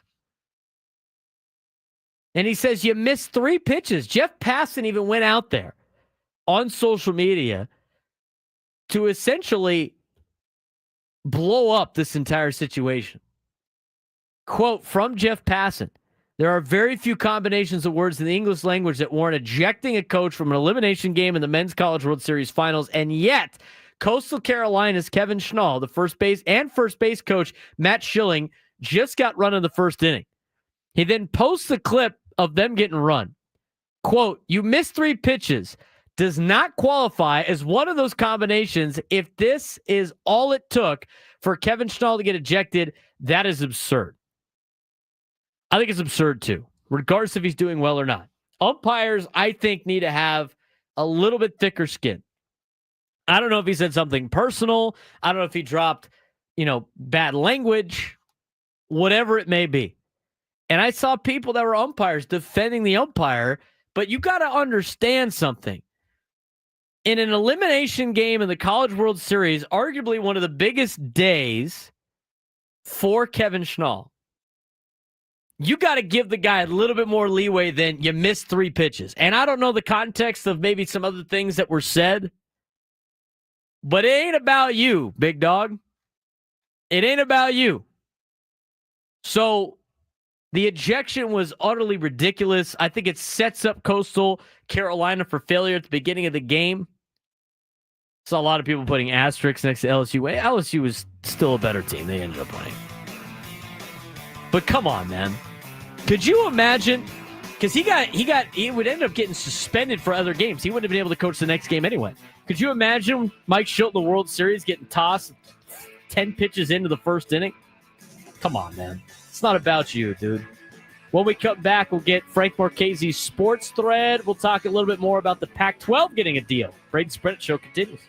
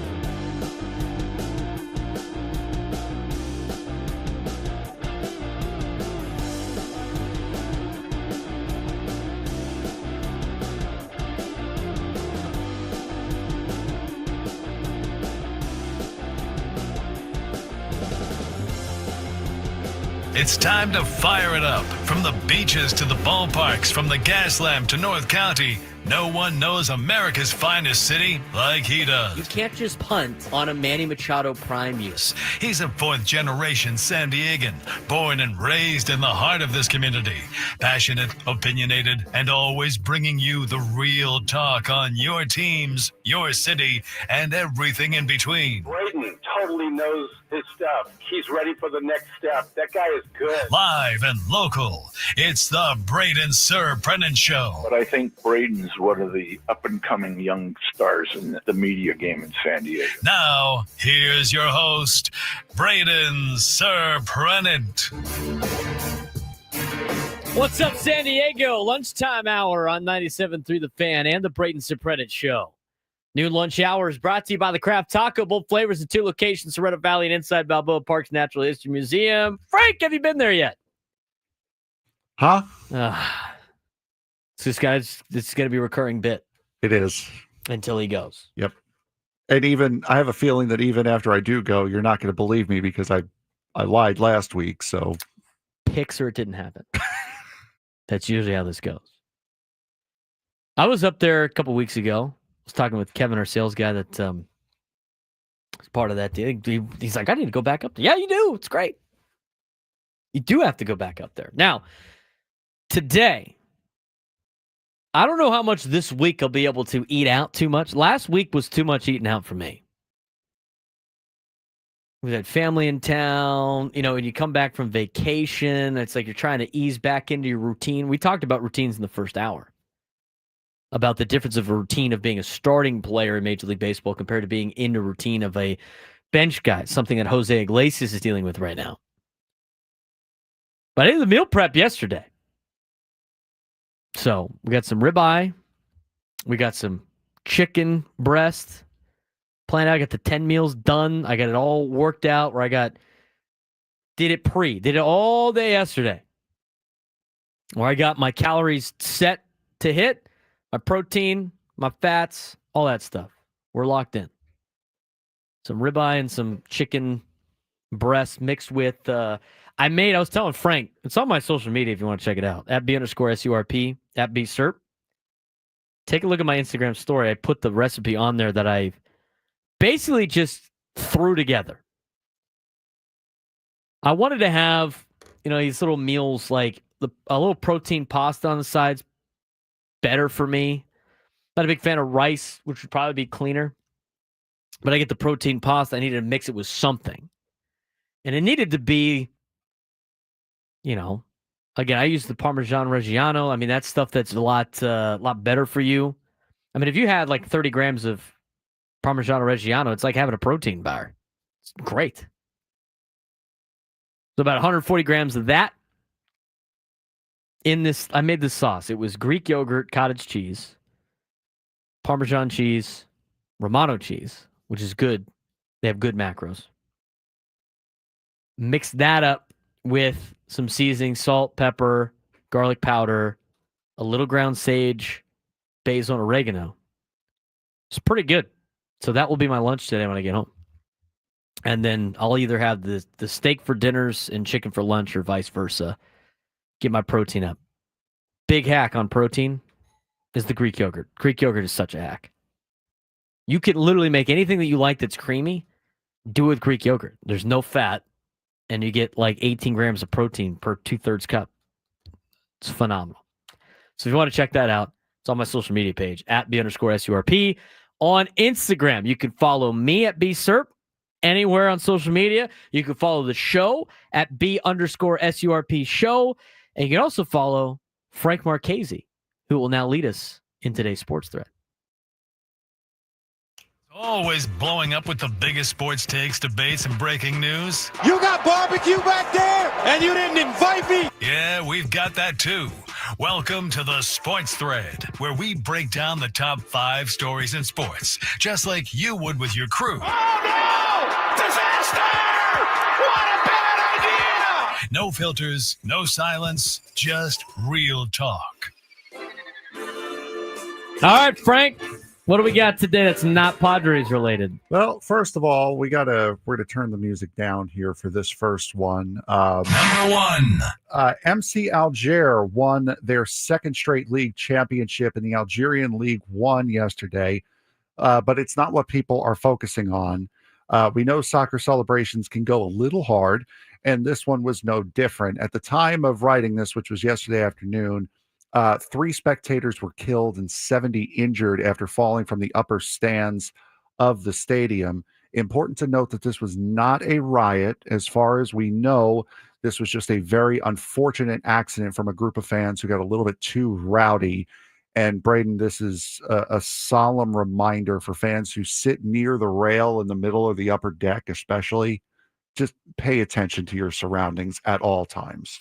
Yeah, those and that freaks me out at ballparks all the time. Anytime a ball's thrown or a foul ball up to the upper decks with people trying to reach over, I always cringe every single time because of what could potentially happen. So, very sad story to start, and obviously thoughts and prayers of them and their families after just trying to go to a game and unfortunately it doesn't end the way that you would want it to end. So that's some pretty tough news. Yep, absolutely. Number two. Moving back to a little bit less depressing news. We mentioned last week that that NBA All-Star Kevin Durant was looking for a way out of Phoenix and was looking for a new home. Durant named the Houston Rockets as one of his teams of desire, and that is where he is headed. Durant was traded over the weekend to Houston for Jalen Green, Dylan Brooks, this year's number 10 overall pick, and 5 future second-round picks. Braden, are the Houston Rockets in a better place after this trade than they were before it? Well, they had KD. When you have KD, it's not a problem usually. So don't mind the trade there. Suns decided to send him off, and now you got a new big face in Houston, closer to where he went to college. So there you go. And this is what, the fifth or sixth team that Kevin Durant's been on? KD just keeps getting moved around until he wins a championship again. Well, These guys move around a lot in the NBA. And it's unfortunate to see because he's a star player. He's a keynote player, and he's never in a city for more than a couple of years, which is upsetting. Number three. Seattle Mariners catcher Cal Raleigh is having a career year to start off the 2025 season. And over the weekend, he added a little historic flair. Raleigh hit 4 home runs during Seattle's series in Wrigley Field over the weekend, giving him 31 home runs on the season, passing Johnny Bench for most home runs hit by a catcher before the All-Star break. Raleigh also has 66 RBIs before the end of June. If Raleigh can keep up this pace, could he possibly have a word to say about Aaron Judge unanimously getting the MVP? I think so. And every time I watch him play, I mean, he's like a human highlight reel right now. But every time he's on with highlights of just another home run for Cal Raleigh or a stolen base for Cal Raleigh and everything that he has done, my initial reaction is like, well, too bad he's in the American League where he has to deal with Aaron Judge. Right? And the same thing is said for anybody in the National League now that Ohtani's pitching again. It's like, well, too bad he's in the National League because of Shohei Ohtani. I think he 100% deserves some recognition for an MVP. I think he can give Aaron Judge a run for their money. I don't want to see the same guy win all the time. I mean, if guys have really good years, even, better, if they have years that are betterment of their team or do better than it's hard to explain, but not even though Aaron Judge is better than everybody else, sometimes it's like a down year for Aaron Judge. If it's not Aaron Judge's best year, maybe you go with a guy like Cal Raleigh instead of just giving Aaron Judge the trophy every single year. I think Cal Raleigh's giving him a run for their money. Yeah, he's been absolutely fantastic. And I gave you a stat during a break or two ago that Cal Raleigh has hit 9 home runs and has had multiple stolen bases, 3 consecutive calendar months. No other catcher in the history of the league has done that over 3 calendar months period throughout their entire career. So he is on a historic heater right now. Kid is white hot. Number 4. The Stanley Cup Finals were very entertaining this year as we saw the Florida Panthers beat the Edmonton Oilers for the second year in a row. Fans enjoyed the series. However, the ratings do not reflect that. The Stanley Cup Finals this year averaged 2.5 million viewers in the United States and 2.6 million in Canada. Those numbers were up from the finals 2 years ago, but were way down from the Four Nations tournament earlier this year. The Four Nations tournament drew 9.3 million viewers on average in the U.S. and 10.7 million on average in Canada. Is the NHL doing enough to promote the Stanley Cup Finals, or was this just a result of the uniqueness of the Four Nations tournament? I mean, I didn't really watch the Stanley Cup Finals. Wasn't like super interested in it. I want to get into hockey more. I follow the Anaheim Ducks just traded Trevor Zegras. Yeah, so that made that harder. That's sick. Nice. Just when you thought that they were finally going to pull it around like they had back in the day. But, to me, I just think like you got to try to grow the game more in the United States. I mean, it's obviously very popular in the middle of, in the Midwest, and it's popular in the Northeast, and it's popular where it snows. It's not necessarily popular everywhere else in the United States, and a lot of your teams are in Canada. But when you have the frozen face-off, or whatever it was, the Four Nations face-off, people were watching for the Americans were watching. They had a team, like they had skin in the game. There's a lot of people in the United States that don't have skin in the game in hockey. Think about some of their markets. I mean, a lot of their markets are not necessarily big markets. Yes, They do have the biggest markets, just like everybody else, like Chicago, like New York, like Los Angeles. But they got a lot of smaller markets too. They got Anaheim, they got Columbus, right? They got the smaller markets in Canada. So to me, it's like, unless you have a team in the NHL, why are you watching the Stanley Cup Finals when it's the middle of baseball season? Like, how many people do you think watched the Stanley Cup Finals in San Diego that weren't sports sickos? Yeah. Probably not a lot. In fact, my buddies went to a bar in North Park to watch the Padre game, and it was a Stanley Cup watch party, and they're like, what is this?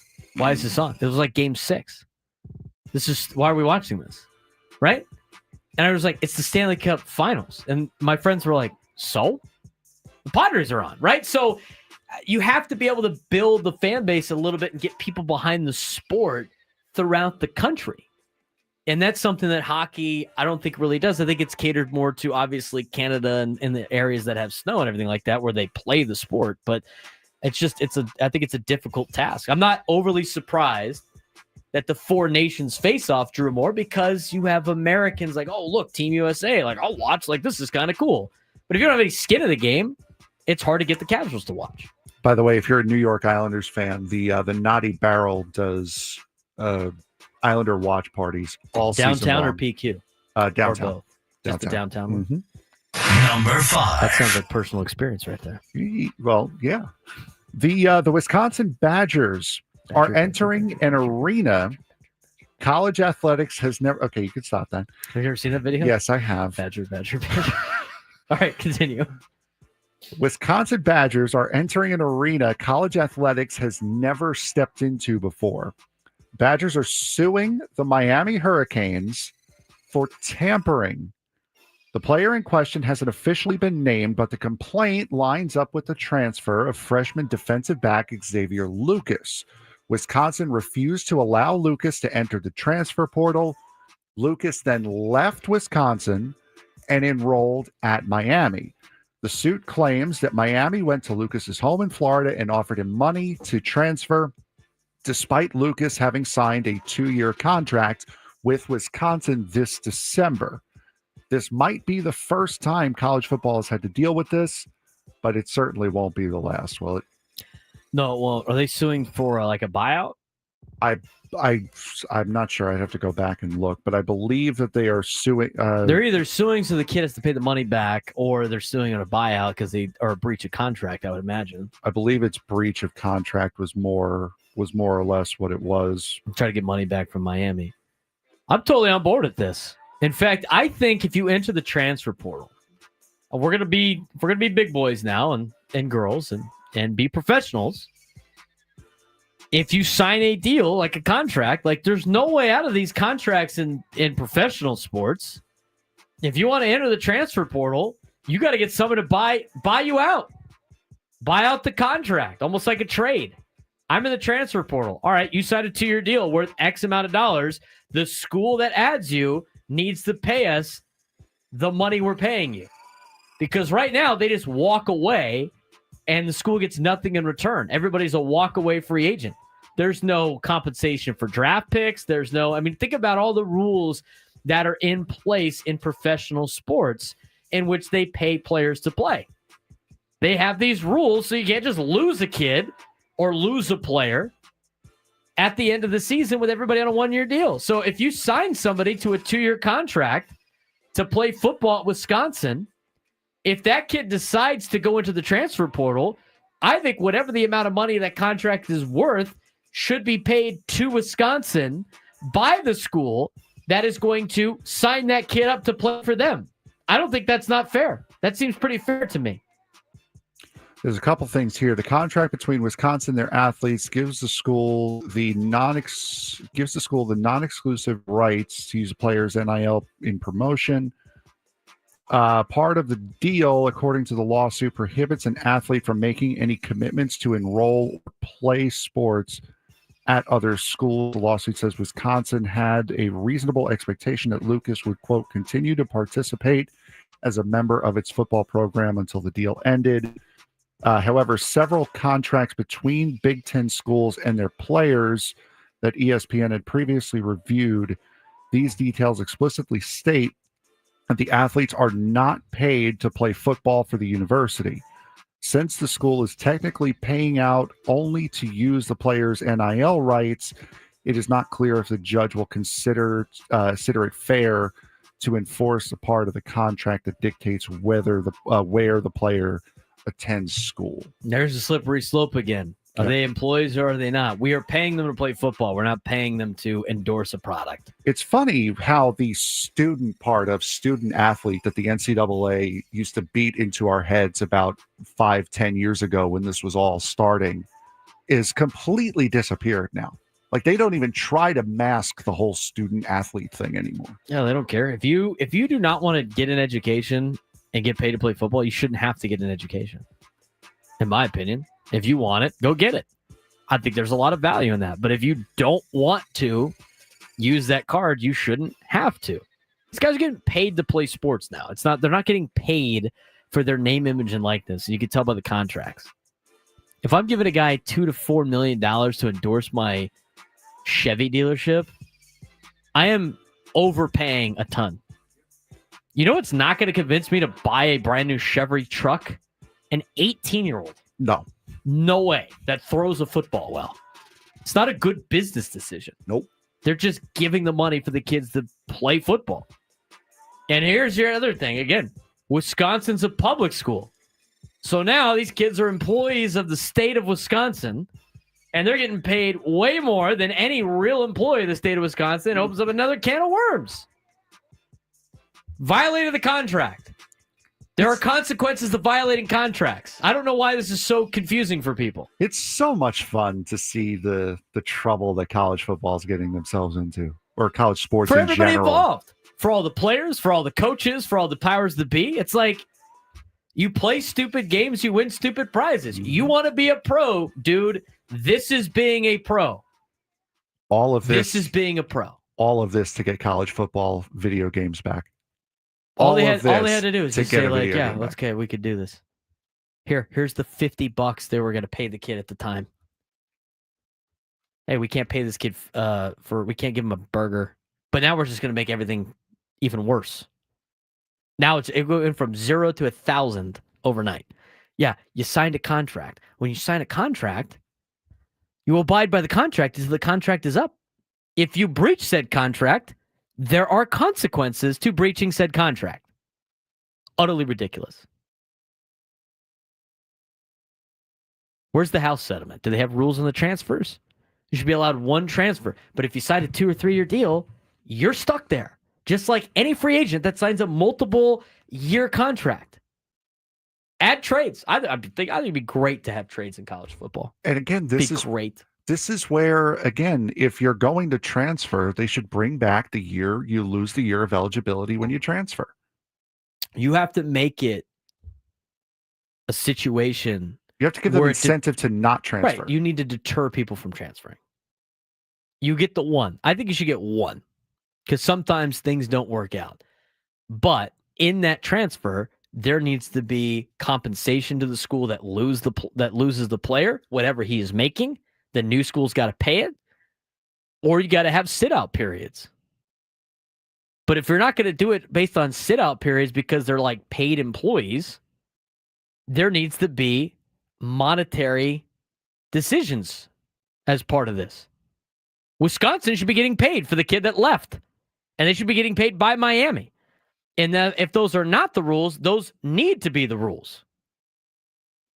If you want to be a pro, this is being a pro, which means when you sign a contract, you don't just get to decide, I'm just going to go somewhere else now because I don't like it here. If you sign a multi-year deal, that was the risk that you took. If you think you're worth more, well, you already signed the contract. This is called being a pro. This is what you kids wanted. You wanted to get paid millions of dollars to be treated like an adult. They're treating you like an adult now, and now it's not fair. Well, there's a reason why there's professional sports and college sports. They ruined the college sports because they wanted to be pros because they weren't good enough to be pros, but they still want to get paid as if they were good enough to be pros. They made their bed. Players, organizations, schools, administrators, people in charge, TV people, they made their bed. Now they got to sleep in it. Student athlete. Come on. We'll talk about the Pac-12 a little bit later. When we come back, we'll transition back to baseball for a brief moment. Can the Padres make a Luis Robert trade work? Jim Bowden says they can. Is it smart? Maybe. The risk? Very high. The reward? Could be even higher. We'll talk about it when we come back. The Braden Surprenant Show on San Diego's #1 sports station, 97.3 The Fan.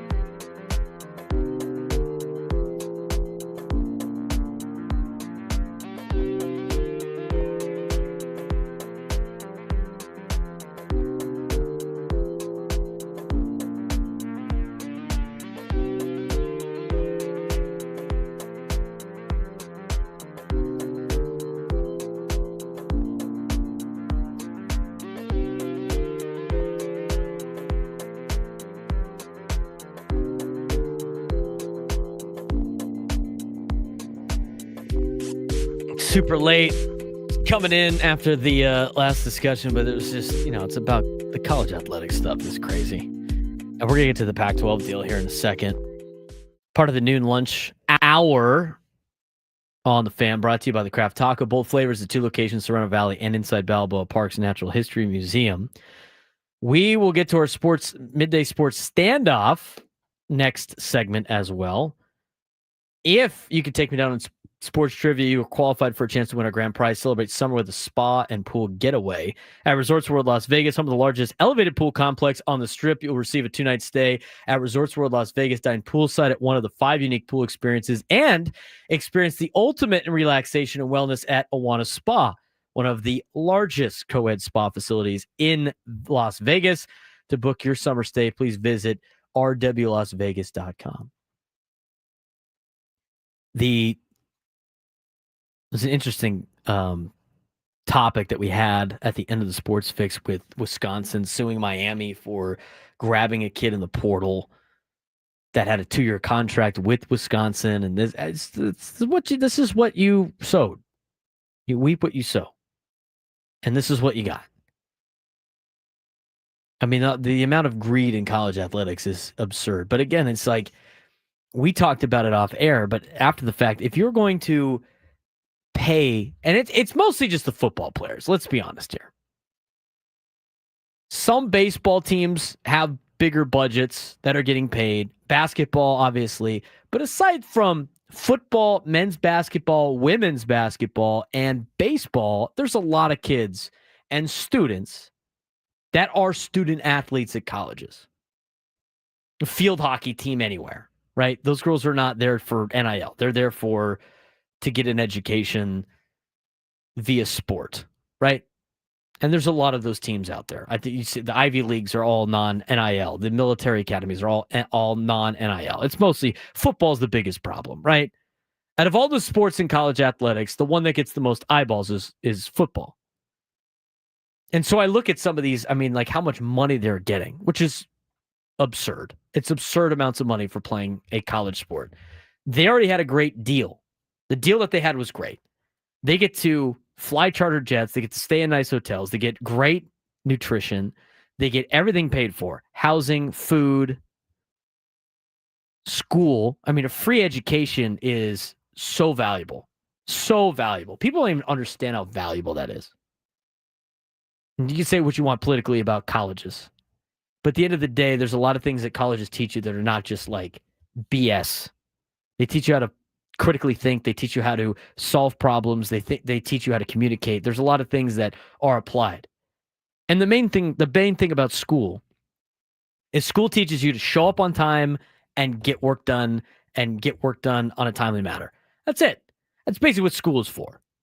And so when you go apply for a job and it says you have a college education, the person hiring can sit there and go like, they had to, in order to get this, they had to show up on time, they had to pay attention, they had to do their work, and they had to turn it in a timely manner.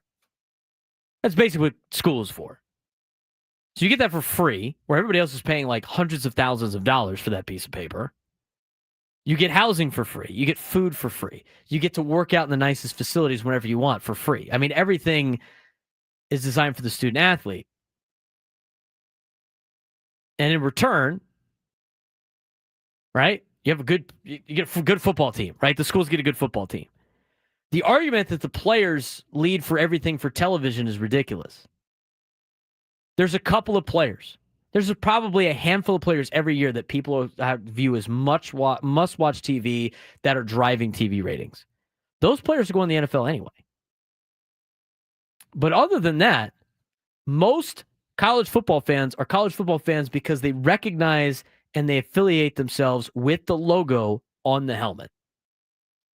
They either went there, or they grew up there, or they have some type of sentimental opinion or value of the logo on the side of the helmet. I've used this analogy multiple times. My mom went to the University of Arizona. She loves the Arizona Wildcats.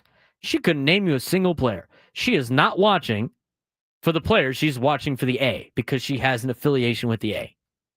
I do the same thing with TCU. I want us to have as best players as possible because I'd like my team to win. and my school to be very successful. I think it brings a lot of great things for the school. But at the same time, I honestly wouldn't notice that much of a difference between Frank Marchese and Braden Surprenant playing and some of the athletes that are out there playing. Obviously, you notice the difference in skill level. They're way better. But at the same time, I'm watching TCU because of TCU. I'm not watching because they have XYZ players. I learn the players as the season goes on. So the whole aspect, and this is something that came up with the House settlement, it's like, if I'm going to pay this particular player directly from the university hundreds of thousands of dollars or a couple $1 million in order to get a quarterback, why am I also going to give him free education and free room and board and free this and free that just for that person to leave at the end of the year for a bigger deal? It doesn't make any sense. A business standpoint wise, it doesn't make any sense. So if you're going to make it professional, make it professional. Again, if you're paying them to play football, which is exactly what they're doing, then there needs to be rules in place on how to properly even the playing field when it comes to signing athletes to play for the schools and having multiple year deals and having buyouts for transfers. I mean, look at what is going on in college athletics. They're not going for school, at least. And I'm talking about the big sports, right? I'm not talking about the women's volleyball team at San Diego State or USD, right? I mean, they're not getting paid. If they are, good for them. If they get a couple extra $100, a couple $1,000 in their back pocket like they would be if they're working a job, sounds good. But the hundreds of thousands of dollars and the millions of dollars and the splitting of it's ruining the sport. And it gets to a point where it becomes like, why am I donating the money to pay for these student athletes when they're making way more than I am anyway? Even Charles Barkley said it. They asked Charles Barkley, why aren't you writing a check to Auburn to try to get some of the best players for Auburn basketball? He said, I'm not writing a check for anybody that's going to leave at the end of the year. It makes sense. So to me, there's no in between of the benefit. You don't get the benefits of being a student athlete and the benefits of being a professional athlete. It's one or the other. You're either a professional sport or you're an amateur sport. And this kind of in between right now is not going to last, and they're going to fix this eventually. Because people are going to be turned off by it. The only reason why it's gotten to this level and why these schools are making so much money is because it became a very popular sport. But it became a popular sport for a couple of reasons. And one of them is not a brand new roster every single year for every team in college football. TV money obviously pumped a lot of juice into college athletics. There's a TV deal done for the Pac-12. Hey, look, it's finally here. We'll talk about it when we come back. Plus, need a contestant for the Midday Sports Standoff, 833-288-0973, 833-288-0973. If you call in and take me down to trivia, you'll be entered for a chance to win a trip to Vegas. We'll do that when we come back on the Braden Surprenant Show, San Diego's number one sports station, 97 through the Fan.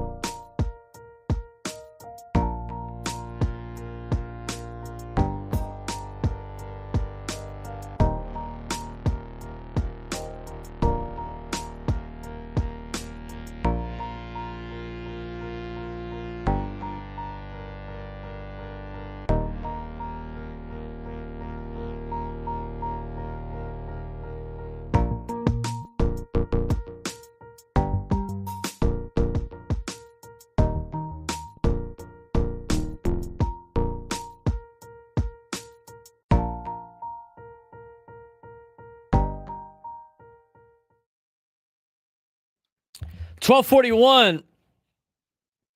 Can't believe the show's almost over. We got an hour and 15 minutes left. First day of the week.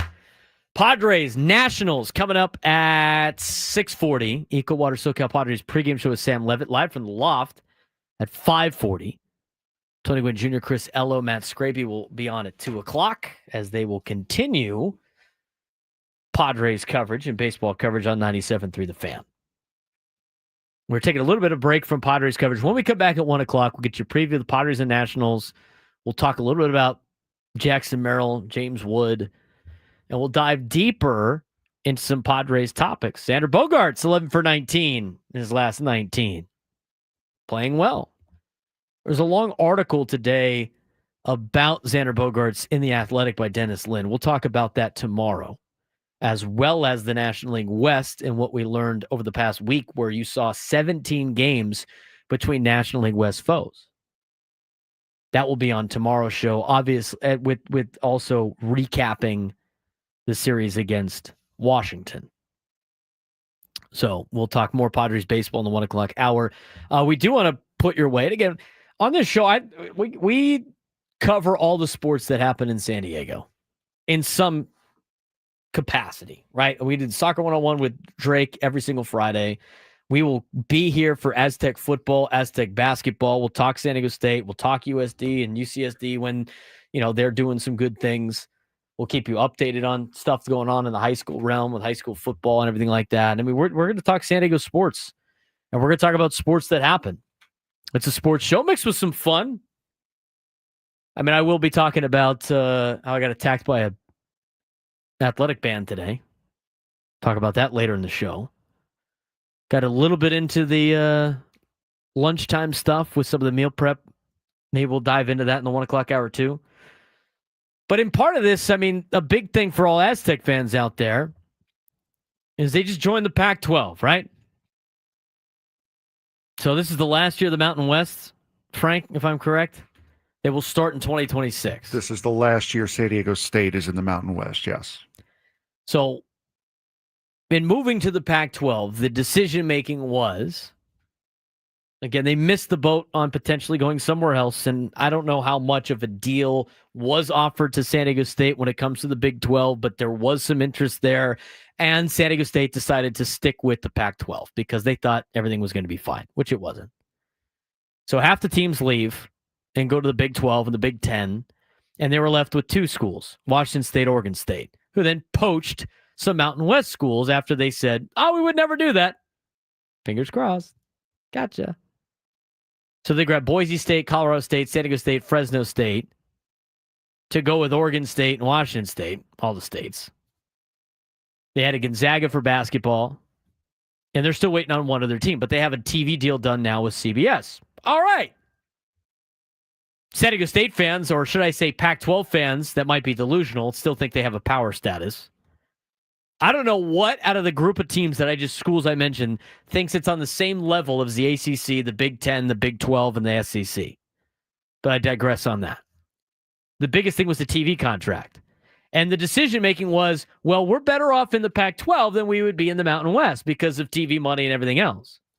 I think there's some to that, but you got to break down the TV contract in order for it to make any type of monetary sense.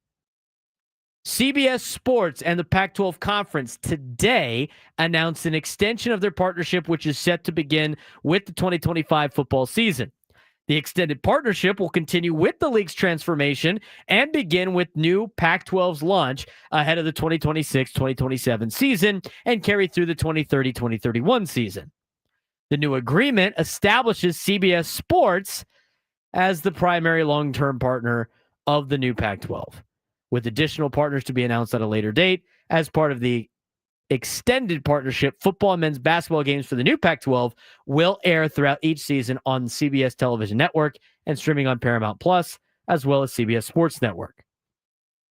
Octagon, the Pac-12's exclusive media rights advisor, served as advisor for both the 2025 partnership and the subsequent long-term extension. Here's what you got in the new deal. They didn't mention anything about money, by the way. They didn't mention anything about money. If it was a big contract with money, you'd be hearing about it, but it's not. They didn't say anything about how much money that the schools are going to get. Every other deal that we have seen over the last 2 or 3 years from all the other conferences immediately put how much money they're receiving. This particular deal, it was not disclosed with anybody. Here's what you get with the new Pac-12 CBS partnership highlights.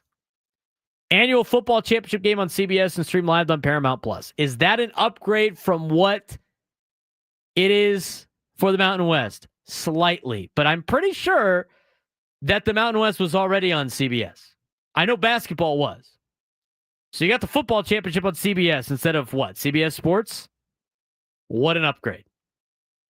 Annual men's basketball tournament championship on CBS and Paramount Plus. They already had that in the Mountain West. A minimum of 3 regular season football games on CBS and Paramount Plus each season. Already had that with the Mountain West. Instead, it's now with the Pac-12. And guess what? What games do you think are going to be on CBS in a football season? It's going to be Boise State, Oregon State. It's going to be Boise State, Washington State. It's going to be Oregon State, Washington State. Or it might be the Apple Cup, Washington State and Washington. It might even be Oregon and Oregon State.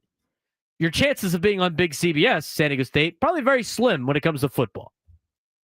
A minimum of 3 regular season men's basketball games on CBS. San Diego State Aztec basketball already gets that with the Mountain West. Football men's basketball games throughout the regular season on CBS Sports Network. Already have that with the Mountain West, with details to be announced later at a later date. What about this is better than what you already had? What about it is better? The only thing that's really sticking out right now in terms of what is better is you've eliminated having to play Wyoming and Hawaii and teams that nobody wants to see. Instead, you get to play Utah State, you get to play Oregon State, Washington State, Fresno State, Colorado State, Boise State, which is 4 of the teams that you already play, plus the 2 teams that were left behind in the Pac-12, Washington State and Oregon State. The Pac-12 wants to brag about how like their new Pac-12 is the top 5 league in this and top 5 league in that. It's not. Gonzaga is going to be really good at basketball. They're going to take all this money and they're going to pump it into basketball and outspend everybody else in basketball because they don't have football. And by the way, you still need another football team. Boise State, Colorado State, Fresno State, San Diego State, Oregon State, Utah State, Washington State, all the state schools, plus 1 more football school. And right now, it sounds like it's going to be Texas State. What kind of draw is that? I can't. The whole difference about this deal was getting more money in a TV contract. They didn't even disclose the amount of money. And yes, there's more than just one deal. It's not just CBS, but we're talking about the CW. I know ESPN picked up some of the games. You're going to have terrible time slots, and you're going to be getting paid not much more than what you were going to get paid in the Mountain West. In fact, I wouldn't be surprised if the Mountain West added some schools from the Big Sky and made them D1 schools if they got the same deal that the Pac-12 got. Those schools I mentioned, how are any of those on the same level as schools in the Big 12, schools in the ACC, schools in the SEC, or schools in the Big 10? They're not. They're not even close. So to say they're a power conference is utterly absurd. To say that they are right there with everybody else is absurd. And until they get their final team, there's really no guarantee that they're going to get a bid into the college football playoff. I mean, they're going to be part of the group of 5, which is going to be group of 6 in reality. I don't know how this is. This is just not great. It's just not great. Very quickly, let's get to the midday sports standoff. Welcome to Midday Sports Standoff on the Braden Surprenant Show. I can't believe what I'm seeing right now. The ultimate head-to-head battle where sports knowledge and quick thinking collide.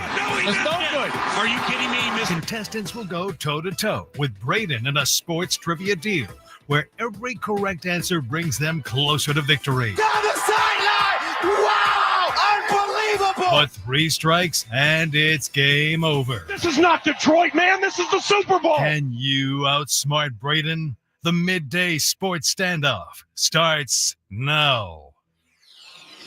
All right, Frank, who we got playing today? Well, this is only going to help me out because we have Brandon in El Cajon. So Brandon will be playing Braden today. God help me. Brandon, how you doing today, bud? I'm good, Frank and Braden. How are you? Doing Good, well. good. All right, really quick. There have been 5 teams in college baseball that have won more than one College World Series championship since 2000. I want you to name all 5. So, Brandon, you are going to get the first guess here. LSU. LSU just won it yesterday. They've also won several times before. Oregon State, the Beavers. Oregon State, that's 2. So you each have 1. Brandon. Florida. Florida has not won multiple College World Series championships since 2000. The Vandy Boys, Vanderbilt. Vandy is 1. 2-1, Braden. Brandon, go ahead. How about for Braden's sake, I'll say Tennessee. Not Tennessee. They just finally won. They hadn't been there in a long time. I'm going to go with the South Carolina Gamecocks. They went back-to-back years. Yep, and that will clinch the win for Braden. Last one? Yep, last one. Go ahead. Take a guess, Brandon. Since it doesn't matter, can I have the conference? SEC. Used to be in the Big 12. They did it in the Big 12. Yes, they did it in the Big 12. Texas. Texas. Yep, that is it. Horns So down. 3-2. Braden takes the win here to open up the week. Way to spoil the party. We've discovered that the college topics are usually up my alley. Nobody's a bigger college athletics fan at this station than me. I think Frank might be a close second. If you had to rank college athletic fandom at the fan. No, it would definitely be you, number 1. No, yeah, it's not close. That's even competing against 2 college athletes.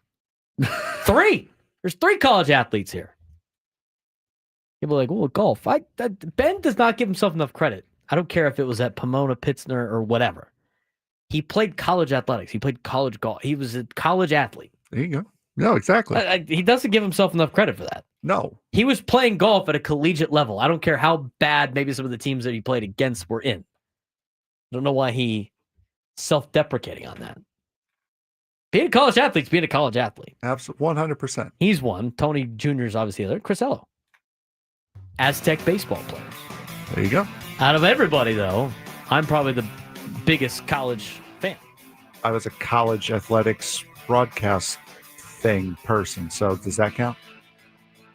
I mean, if that's the case, then me No. doing video Okay, for never TCU mind. football probably counts.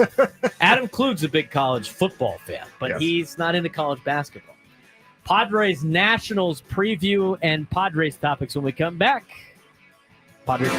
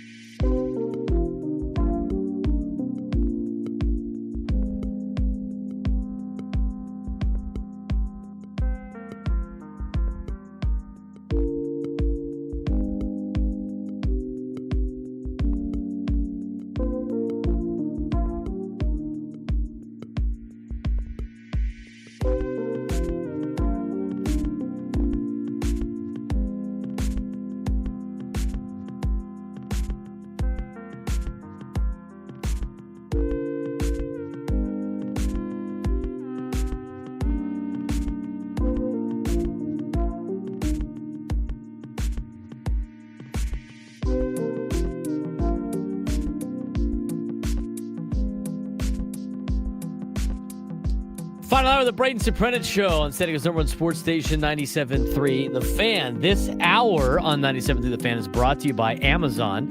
Okay, I've got some good news and I've got some great news. Good news is that Prime Day is almost here. The great news, this year, you'll have 4 days to find deals on all of your favorite things. Shop Prime Day, July 8th through the 11th. Just past the 4th of July. Got a interesting week this week. Next week will be even more interesting. We'll keep you updated on that when it becomes final. Short show on Wednesday due to Padres baseball. And then the Padres will have their first off day in a long time. With an off day Thursday, we should have the roundtable back on Thursday. And then Padres and Reds coming up on Friday. So we only have the short show on Wednesday. The next week will be a little bit different, moving some parts around. And then after that, we should be back into our regularly scheduled programming. Next week is the 4th of July, which should be fun. 833-288-0973, 833-288-0973. We want to talk about the Padres a little bit more here and some of the things that we saw over the weekends. We'll talk a little bit about their series with the Nationals coming up at the end of the hour. Mixed in, we got Frank's NASCAR segment. He's dialed in on the NASCAR. And it's funny, like I got asked a lot of questions about NASCAR coming to San Diego from a local writer and some things that I had said about what I think about the NASCAR event. So it'll be fun. I'm going to ask Frank the same questions that I was asked. I haven't told him that yet. So he's going to be ready to go when we come back. He's got other stuff he's got to get done right now. As the case all the time, always working back there. I thought the interview with Charlie today was great. Charlie Slows, Nationals broadcaster. It was fun to learn a lot about him and the Washington Nationals. But again, we'll get you a preview to finish up the first hour. Recapping some stuff that we talked about in the first hour. Sorry, we'll do that in the end of this hour. Padres won the series against the Royals over the weekend, took 2 out of 3. Pivetta was not very good, but was serviceable. Padres ended up getting him off the hook, but then Jason Adam gave it up in the late innings, in which the Padres lost game 1, 6-5. Saturday, a lot better. They got the 3-run homer out of Fernando Tatis Jr. to kind of put the game away. Padres won 5-1 over Kansas City. And then yesterday was the Jose Iglesias game for the San Diego Padres. Iglesias was great. He did most of it. He came off the bench. We talked a little bit about what the difference is from being an everyday starter, which he was in his 14-year career, to being now a bench piece and a guy off the bench. And that takes some adjustment. We talked about routines and the routine of being a starter compared to the routine of being a pinch hitter, defensive replacement, spot starter, not knowing when you're going to start, everything like that. Talked about the batting order. I like the new batting order, and I'm hoping it's the same one today as it was yesterday, because we've been talking about it. We have been talking about it for a while now on this show. For the last couple of months, that is the exact lineup that we have put out multiple times. Fernando batting leadoff. Jackson Merrill batting second. Manny Machado batting third. Luis Arraez batting fourth. Your top 4 guys in the order. I prefer that. 5, 6, 7. Any type of mix of Sheets, Bogarts, and Cronenworth, even though that order will probably suffice. 8 and 9, left field and catcher. Who do the Padres have in left field? You start thinking about the way that order is, that batting lineup is for the San Diego Padres, and you start thinking about if you add just an average bat, how much more that lengthens that lineup. Start plugging and placing some of the players that have been rumored to go to the San Diego Padres, or what the potential fits are. We saw it with Jarren Duran about a month ago. I think it's going to cost you a lot more to go get a guy like Jarren Duran because he's got multiple years of control. I don't know if Rafael Devers being traded to the Giants has impacted whether or not the Red Sox will keep Duran or not. I do not know if that is the case. Maybe it is, maybe it isn't. But I think Duran might be too expensive. I think you could get multiple bats for not a hefty price if you go a different direction, if you go for a Luis Robert Jr. His name seems to be popping up a lot for the San Diego Padres. And why not? He is a center fielder for the White Sox. He's 27 years old. He's got a couple of club options after this year, which you don't have to take if you don't think he can live up to $20 million a year. He's a right-handed hitter, which is what the Padres kind of need. More so than a left-handed hitter.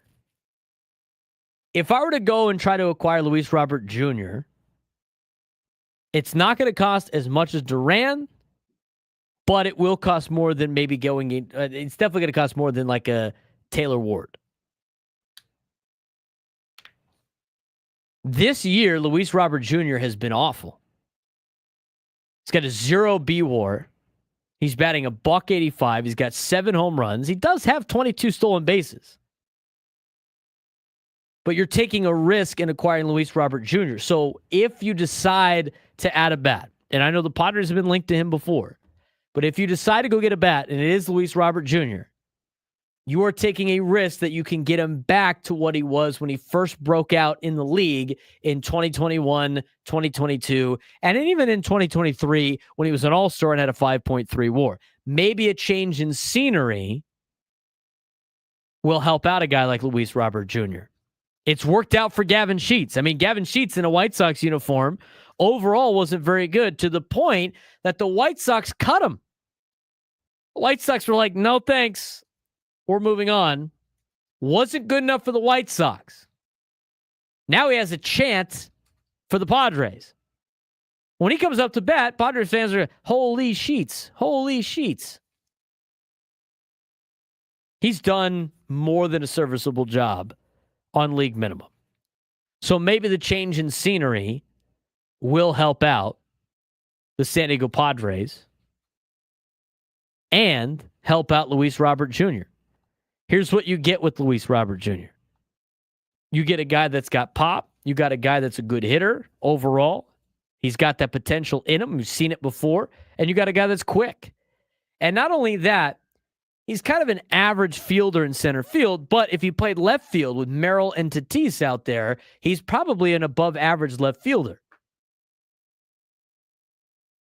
Don't have to trade as much. And I think, and a lot of people are saying it, Luis Robert Jr. in a clubhouse like the Padres, with Manny Machado, with Xander Bogaerts, with Jake Cronenworth, Fernando Tatis Jr., Joe Musgrove, the guys that they have built. And this is the importance of building a culture, right? Is you get a guy like Luis Robert Jr. who has known everything about, has only known what it's like to be in a bad situation and doesn't know what it's like to be in a good situation, would step in line and not change anything. That's the difference of building a good culture. Because before, when you would acquire players, they would be like, well, we did things like this in this organization that has won World Series, that has been very good as of late, everything like that. For Luis Robert Jr., even though the White Sox at the beginning part of his career were having success, a new lease on life for a player like this could help you out in a big way. Let's go back to the lineup again. I like what they put out yesterday. I think they should continue with that. Let's add Luis Robert Jr. to that lineup and just see where everything's at. Again, an average player. You lead off with Fernando. You bat Jackson Merrill second. You have Manny Machado bat third and play third. Luis Arraez is your cleanup hitter as of right now, and I think that's fine. You can go Gavin Sheets 5, so you go back-to-back lefties. Luis Robert 6. Jake Cronenworth 7, Xander Bogaerts 8, catcher 9. You can even bat Xander 9th. How about this? All the Xander haters out there. He's probably the best 9 hitter in the league. You go Fernando. You go Jackson Merrill. You go Manny Machado, Luis Arise, Gavin Sheets, Luis Robert Jr., Jake Cronenworth, Elias Diaz, Xander Bogaerts. I mean, all you did was add an average baseball player right now. 0 WAR. He's got a 0 WAR. His OPS plus is, it's not having a good year. You're taking the chance. But it makes an impact. So that is the name that's circled the most. Let's talk about somebody else that you might potentially want that we've talked about over the last couple of weeks. You know, Taylor Ward's another guy. Taylor Ward's another guy that doesn't hit for a high average, but he hits the ball with the fence. He's a rental. Not going to cost you a lot from the Angels. Add Taylor Ward to the lineup. Fernando, Merrill, Machado, Arise. You could even go Taylor Ward 5th. And then Sheets bats 6th. Taylor Ward's hitting 210. He's got 19 pumps. Ward, another right-handed hitter. Huge for you. Arise, Ward, Sheets, Bogaerts, Cronenworth. And then you got Diaz or whatever like that at the end. That's a pretty good lineup too. All you did, again, was add a good, average to good Major League Baseball player in the lineup. Think about how drastically different it is. You don't need the top bat on the market. You don't need to pay for a guy like Jarren Duran and still be successful. Trade for a Taylor Ward. Trade for a Ryan O'Hearn. Trade for a Cedric Mullins. Trade for a Stowers in Miami. I mean, people are like, well, you should get Stowers and you should be able to get Sandy Alcantara. Well, the Marlins already said they're not trading him. So forget about that. You could take the risk with Stowers if you wanted to and hope that he's not just the best player on a bad team. He's under control for a decent amount of time. He's hitting for a higher average. He's got 11 home runs from San Diego. A left-handed bat. Now, you probably want a right-handed bat more than a left-handed bat, but that being said, just add him to the lineup as a left fielder. He probably bats around 5th or 6th. Maybe you bat him 7th. Think about the lineup. Again, you're looking for pop right now. I mean, that's what everybody wants, right? They don't want high averages. They want pop. They want OPS, everything like that. It's a good mix. Fernando 1, Jackson 2, Manny 3, Arise 4, Sheets 5. Got a lot of lefties now if you add Kyle Stowers. You're going to have like 4 lefties in a row. So you'd have to go like with Bogaerts or something like that. Stowers bats like 7th or 8th. Again, that lineup is already better than what you've had. Now, facing a lefty, you might have to go get a right-handed bat. I think the Padres really need a right-handed bat, in all honesty. But, again, the whole point of this exercise is you don't need to add the best player on the market. You just need to add a couple of good, average to good players in Major League Baseball, and you are going to have a successful lineup. I'm personally not a huge fan of Ward because he hits a lot of home runs, doesn't hit for high average. That was like the entire argument that we had against guys like Joey Gallo.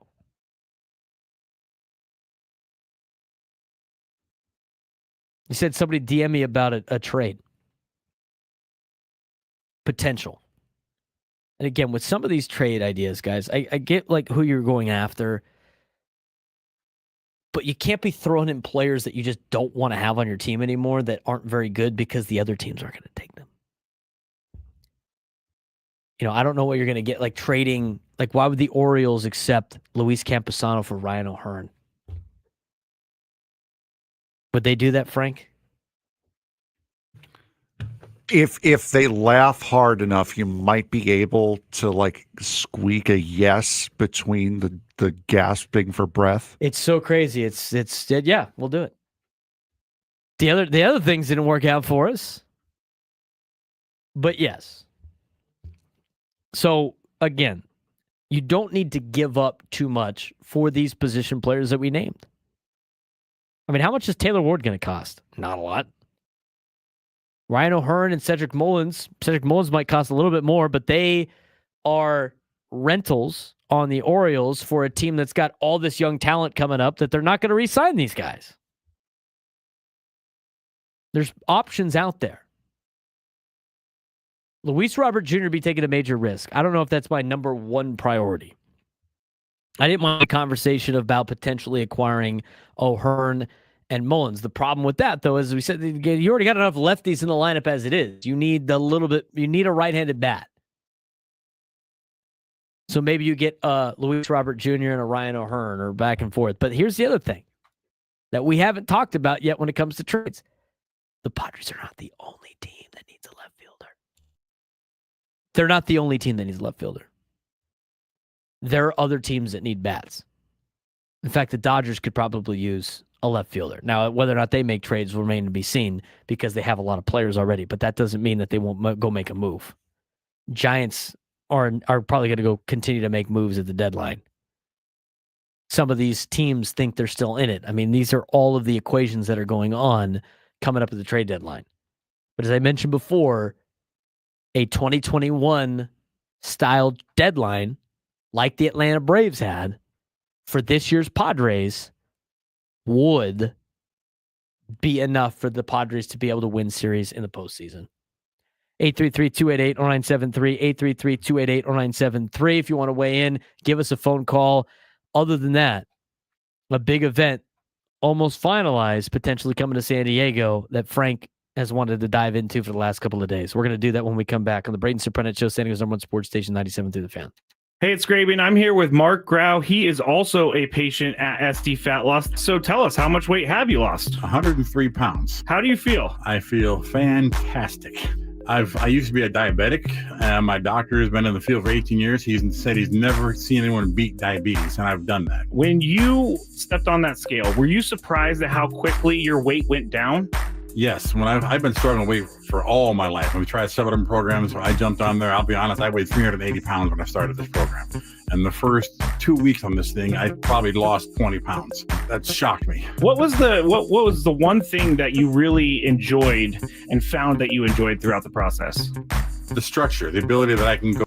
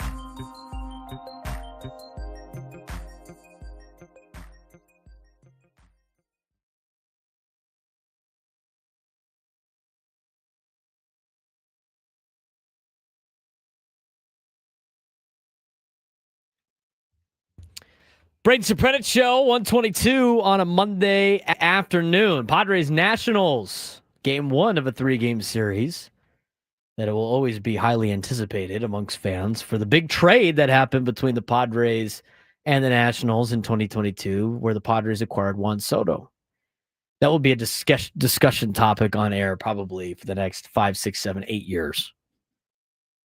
Or until all these players are just retired, and then it'll be like, I can't believe they traded this guy.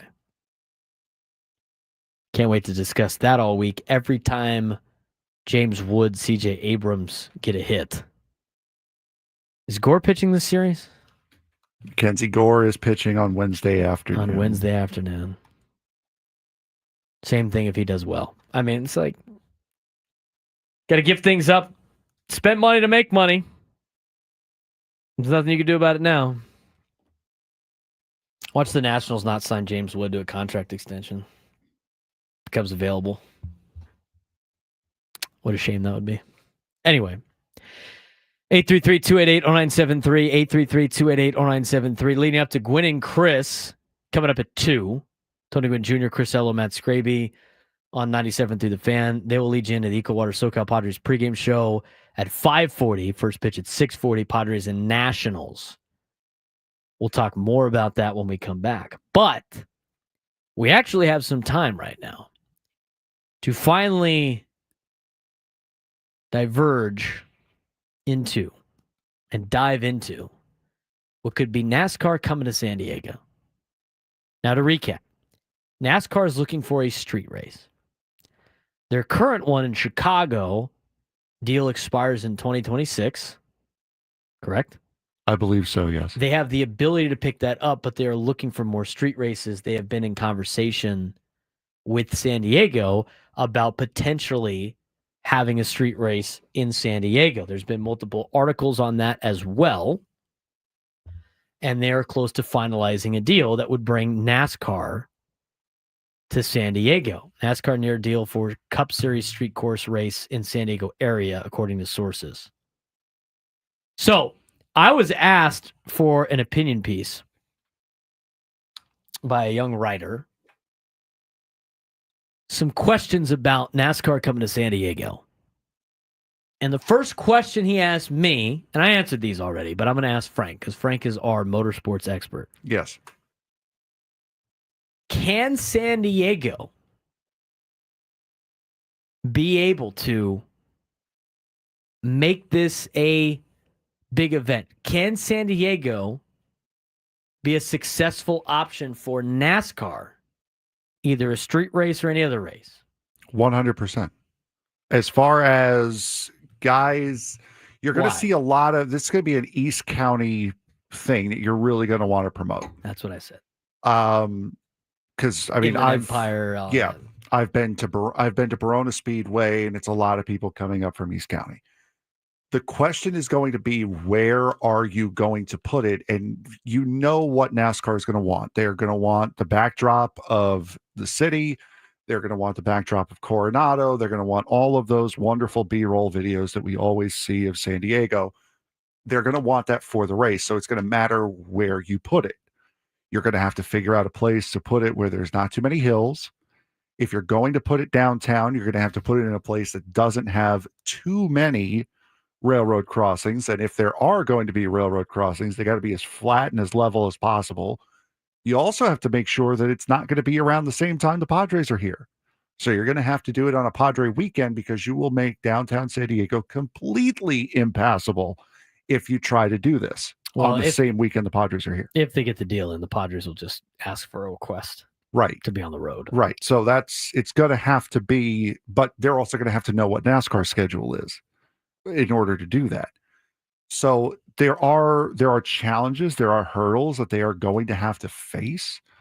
But yes, this is a market that NASCAR has been in for years, or has been trying to get back into ever since they turned Fontana into an Amazon warehouse. So yeah, I think it can work here for the long term. I think it can work too. I think it can be successful. They asked me the question, how would, again, it's for casual fans, how does NASCAR get people in San Diego that do not watch NASCAR to be behind this NASCAR event? How should they do that? I answered this question already. I'll tell you what my answer is, but I want to hear your answer. Cheap ticket prices are going to be number one.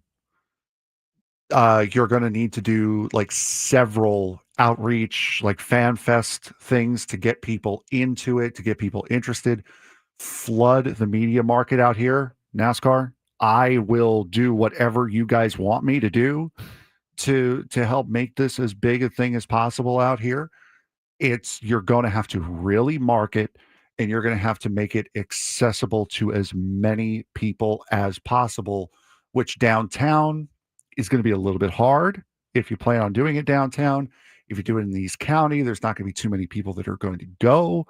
So it depends on where you put it, how accessible you make it, the extracurricular activities surrounding the race, and just ease of access, really, and flood the media market out here to promote it.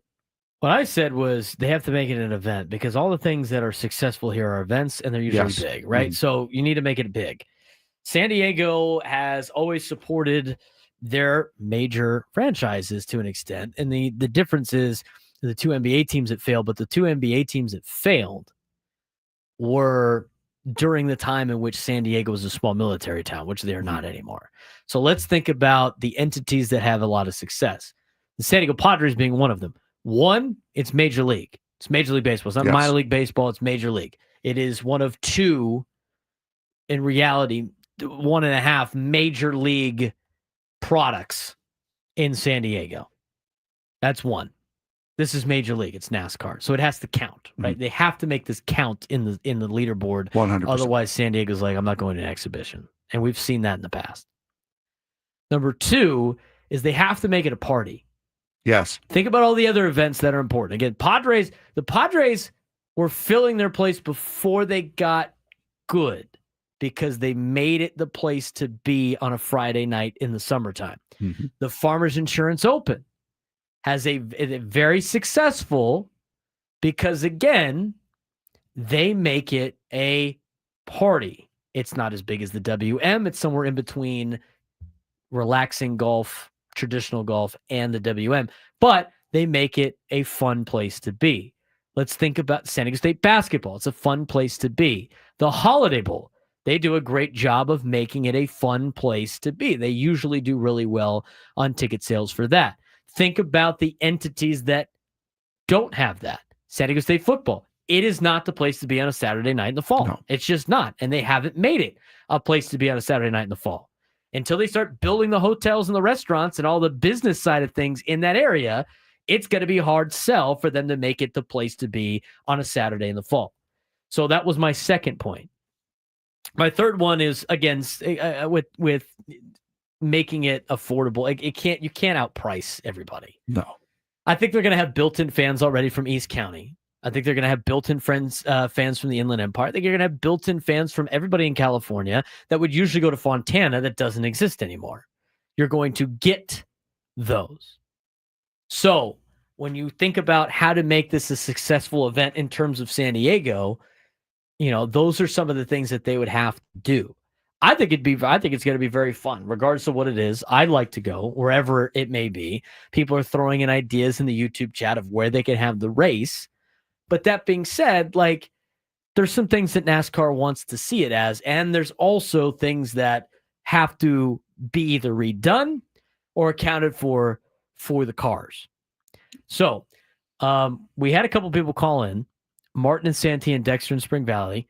They probably want to weigh in on this. We have to take a quick break. When we come back, we'll get your phone calls. Greg and Del Mar, Martin and Santee, and Dexter in Spring Valley, talking Padres baseball, talking this NASCAR conversation as we finish up the show on San Diego's #1 sports station, 97.3 The Fan.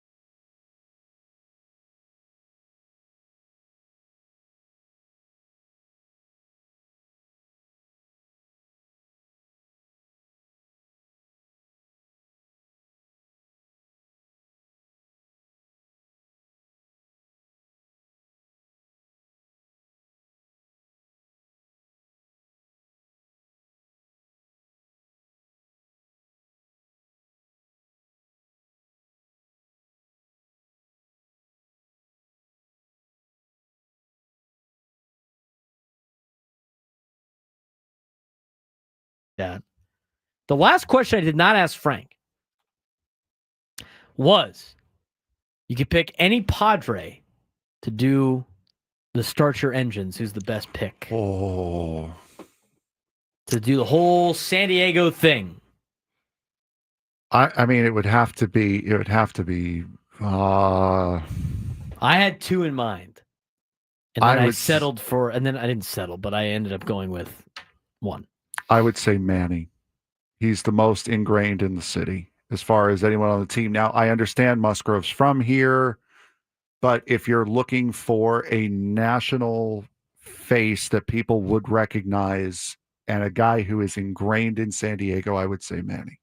I thought about that too, because he's part owner of the San Diego FC and everything like that. What's your target audience again? East County. Joe's from East County. Yeah. I mean, it's a little bit, I think it could go either way. I wouldn't be upset I ended with up either going one. with Joe Musgrove, San Diego kid, the full San Diego experience. Plus, he's from an area that loves NASCAR. I mean, Jimmy Johnson could do it if he was, Yeah, Padre. They should probably have mhm. Jimmy Johnson do it, to be honest with you. Guy's like one of the best NASCAR drivers of all time, and he's from El Cajon. So, Went to Granite Hills. yeah, Granite Hills Eagle. Like Trenton Brooks. Giles Brothers. Anyway, 833-288-0973, 833-288-0973. Let's get out to Martin and Santee. Martin, what's going on, man? Braden, good to talk to you, and glad you enjoyed your trip to Italy. I did. Not a big NASCAR fan, but I really like, and Frank, your idea. This is really more regional. When Fontana closed down, I mean, I always think of just San Diego collectively. I mean, I'm basically a native, been here since 1962, and when I go out, I mean, I just love to see people out in our city. So this brings a whole nother element nationally. You've got your golf fans that watch Torrey Pines every year. We don't have football anymore. We don't have basketball, baseball when we get an occasional national game. But this changes the whole dynamic to a different, basically, fan base, which I think is kind of cool. It's got to go along Harbor Drive for sure. I mean, it's got to just shoot down the coast somewhere in that vicinity, I would think. And also, too, again, this is much more than just East County and Jimmy Johnson. This is really a regional thing, and I think San Diego, because of just the draw that it is naturally, that why not make NASCAR an event too? And Braden, I like your idea. Make it an event, big time. Make it a fun place to be. A concert on Friday night. Down at Waterfront before all those things, all those San Diego things that give you that pure San Diego look and experience. So appreciate all that you do, Frank. You bring great stuff to the show every day. And Braden, looking forward to keep listening. So take care. Thanks, guys. Thank you, Martin. Really appreciate the phone call, man. Always a great caller. I saw it in the chat with Kyle in the YouTube chat. But yeah, think about like the big events that happen here. They're parties. They're big parties. Those are the things that work. I mean, even like Over the Line. Like Over the Line's a big party, right? Like people go there to have a good time, not necessarily play OTL. I mean, by most teams by about like 3:00 or 4:00 are ready to go home. They're ready to go home. They're like, hey, they had fun, like been drinking all day, whatever. Like I'm ready to get right out of here. I don't need to risk breaking my fingers any much further than that. You think about Del Mar. I mean, the racetrack at Del Mar, like opening day at Del Mar, and I've done multiple shows at opening day at Del Mar. That's a huge deal for a lot of people. And guess what those people are? They are casual, if that, horse racing fans. I mean, the amount of people that go to opening day at Del Mar, how many of those fans are actually diehard, I'm into horse racing? It's very, very minimal. Those people go on like a Tuesday afternoon. Those are the diehard horse racing people. But most people like to wear the hats, they like to dress up, bet a couple bucks on the ponies, whatever. Like, it's a party. And in California, you need to have things that are an event and a party because we have so much we can do here. So to entertain our time, you need to be able to put on a massive event. And if you can't do that, it's not going to work in Southern California. I think NASCAR can do that. I think this would be a fun place to have it. I think it's a good, and like Martin said, it's more advertising for tourism. I mean, with all the shots of now, and it's a different audience to come to San Diego that don't normally come to San Diego. We got a lot of baseball fans that come to San Diego. We get college football fans to the Holiday Bowl during downtimes. It's a big reason why the Holiday Bowl exists, is for tourism. When you see you get a little bit when it comes to the Aztecs and a little bit with golf, but it's another avenue to bring people here to San Diego. I'm in all favor of hosting as many events as possible. We're a great city that should be hosting so many different events. If we had the right facilities for all these things, we'd be hosting even more. We had no foresight when it came the whole stadium situation with the Chargers. Everybody was so like, I don't want to build a billionaire, but it should have worked out a deal in which they were to keep some of the money that comes through, and you would be selling things out.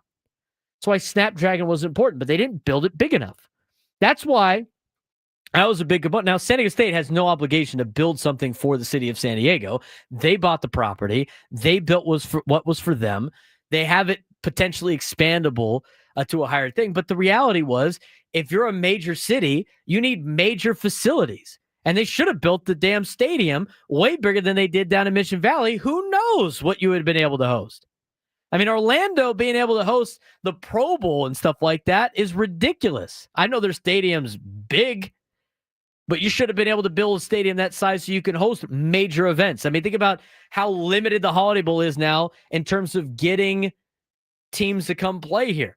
They're expanding the playoff. If you want to put a bid in to potentially host a playoff game, it's got to be a facility that can host that. We didn't do that because we keep looking at the tree instead of looking at the forest. But NASCAR is a good opportunity. The more events we could bring to San Diego, I think the better, because San Diego has proven that they can be a good sports town. Dexter in Spring Valley. I know he's a motorsports fan as well. Dexter, you're on the Braden Surprenant Show. What's going on? I'm doing all right. Hey, guys, okay. I'm going to give you guys kind of the 50-50. Okay. Let's go with the negative really quick. Hopefully, if we do this, it won't be like Vegas, what they did. Because remember, Vegas, the people there complained about, how the course was set up and everything. And also the inconvenience. Like, remember, when Long Beach has their race also, they have to shut down a huge portion of the roadways for like a few days before the race. Because don't forget, it's not just the race. It's qualifying, it's practice. It's all, it's a lot more to it than that. Frank should have mentioned that. So there is that. Having said that, okay, the negative part, this thing will kick major lower backside. I'm censoring myself because we could have the track going along the convention center on Harbor, going up Harbor, right past, PCH and keep going upward. There's a long stretch right there that could be like a killer section, and it would rival what they did with the template they did in Chicago. Because the Chicago template's really cool. It's 2 boxes, and the only thing is the way that they set up. I mean, our setup could be like a true road course that could rival Long Beach, like a rival Vegas, and hopefully maybe even compare to Monaco. So I hope that we get this. I really, really, really do. And I also hope that the construction down by the Embarcadero will be done by then so that we can host it. So that's my $1.50 there. Oh, and the other part. Hopefully NASCAR will not want this in the summer because remember, we got a lot of things going on in the summer, like Comic-Con. And if they do that there, it's going to be a disaster. The festival should be at Petco Park for sure. But I think the race should be held probably sometime in April or May because, that would be the most opportune time when we hardly ever get any rain around there anyways. So there you go, boys. Dexter, appreciate the phone call. I do think like in the middle of the summer, it's not as beneficial to San Diego as if it was at the beginning or near the end of the NASCAR season. When's the NASCAR season? When it start? February? NASCAR season starts in the middle of February and runs all the way to the beginning of November. Right. I mean, at the beginning and the end of the NASCAR season would be better for the city of San Diego because those are not as big travel times for us, right? Like in the middle of summer, we don't need extra tourism. We already have a ton. Mm-hmm. So yeah, he does bring up a good point there. I'm not as into motorsports as you are, but like what I have gotten from like the Vegas thing. Formula One is way different than NASCAR. Yeah. It's so like it's a little bit different comparison on that. But it's funny you brought up Monaco. Like I immediately thought of like Monaco for because it's climate relatively the same and having that beach flair to it would be really cool. I mean, more events here, I think the better. No, absolutely. And Formula One is a lot different than NASCAR. Those are purpose-made bullets that are very low to the ground, very Their tracks rigid. are way different. Yeah, they're very rigid cars. So like going over street bumps, not a fun time for those cars. Where NASCAR stock cars they're big, they're cars. They do run softer. So going over the bumps is still not going to help you, but it's also not going to hurt nearly as much. There are a lot of things in the summer that they can take advantage of. And the reason why I say the summer is because Chicago, their street circuit is going to run the 4th of July weekend. You can take advantage of the San Diego County Fair if you're NASCAR, have something there. You can take advantage of the convention center. There are some places downtown where you kind of like, that looks great, but would it work? I wouldn't want cars going into a heavy braking zone downhill, like where the parking garage is in front of the convention center. You want to try to avoid a place with a median, like the palm trees and the foliage in the medians. You'd want to try to avoid those places because it makes for narrow racing, and God forbid anything happens, it's another dangerous spot for the guys to go through. But that said, though, there are a lot of options that you can have it downtown. And I'm curious to see what the track would potentially look like. I think it'd be pretty cool. But again, the more events, the better. Kevin and Shildt here on the Braden Surprenant Show. Got a little bit of time here. What do we got? Yeah, same thing, Braden. If NASCAR wants to write the bill, foot the bill, and do the construction on fixing all the roadway here, that would have to be fixed, no matter where you put it. The roads down in San Diego City proper, they're an absolute disaster. In case you haven't been out there lately, so I wouldn't ride a mini bike out there, let alone a several $1 million NASCAR. So if they want to do that, great. Let's fix the roads, take the money from NASCAR and have them do it. But if they expect the city taxpayers to all of a sudden shell out God knows how many tens of millions to fix roadways that need to be fixed, by the way, and are way behind from being fixed, that's going to be a bit of a problem. I think NASCAR is probably going to fix it and do it, all that. What was the deal with the Chicago race? Did they pump the money in there? They did not have to repave anything for Chicago. Now, the reason why Vegas repaved is because of Formula One, and there are certain track standards. They're going to look for a place that has the best roadways downtown. And from what I'm seeing in the chat, Tyler M saying he was told by an MTS employee that they would not allow them to go over the tracks, which I completely understand. I completely understand them not wanting to run over trolley tracks.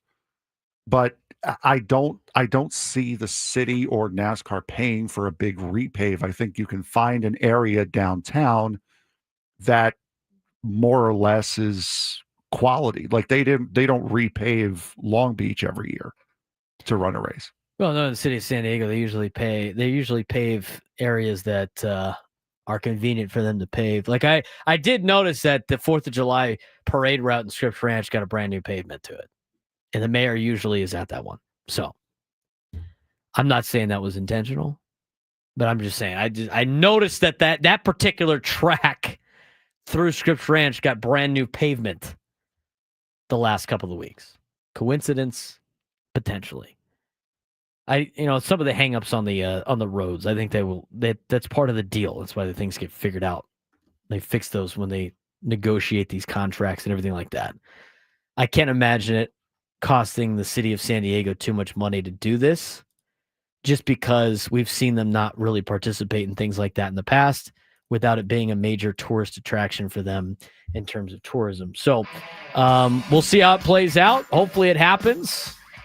There are some benefits to being in the summer, some cons of being in the summer. For Frank Marchese, I'm Braden Surprenant. Got a lot of news about the Padres coming up on tomorrow's show. National League West, Fernando Tatis Jr. was in the news just moments ago. Maybe Gwen and Chris will have that. If not, we'll talk about it tomorrow on the Braden Surprenant Show, saying it's on Sports Station 97 through the Fan.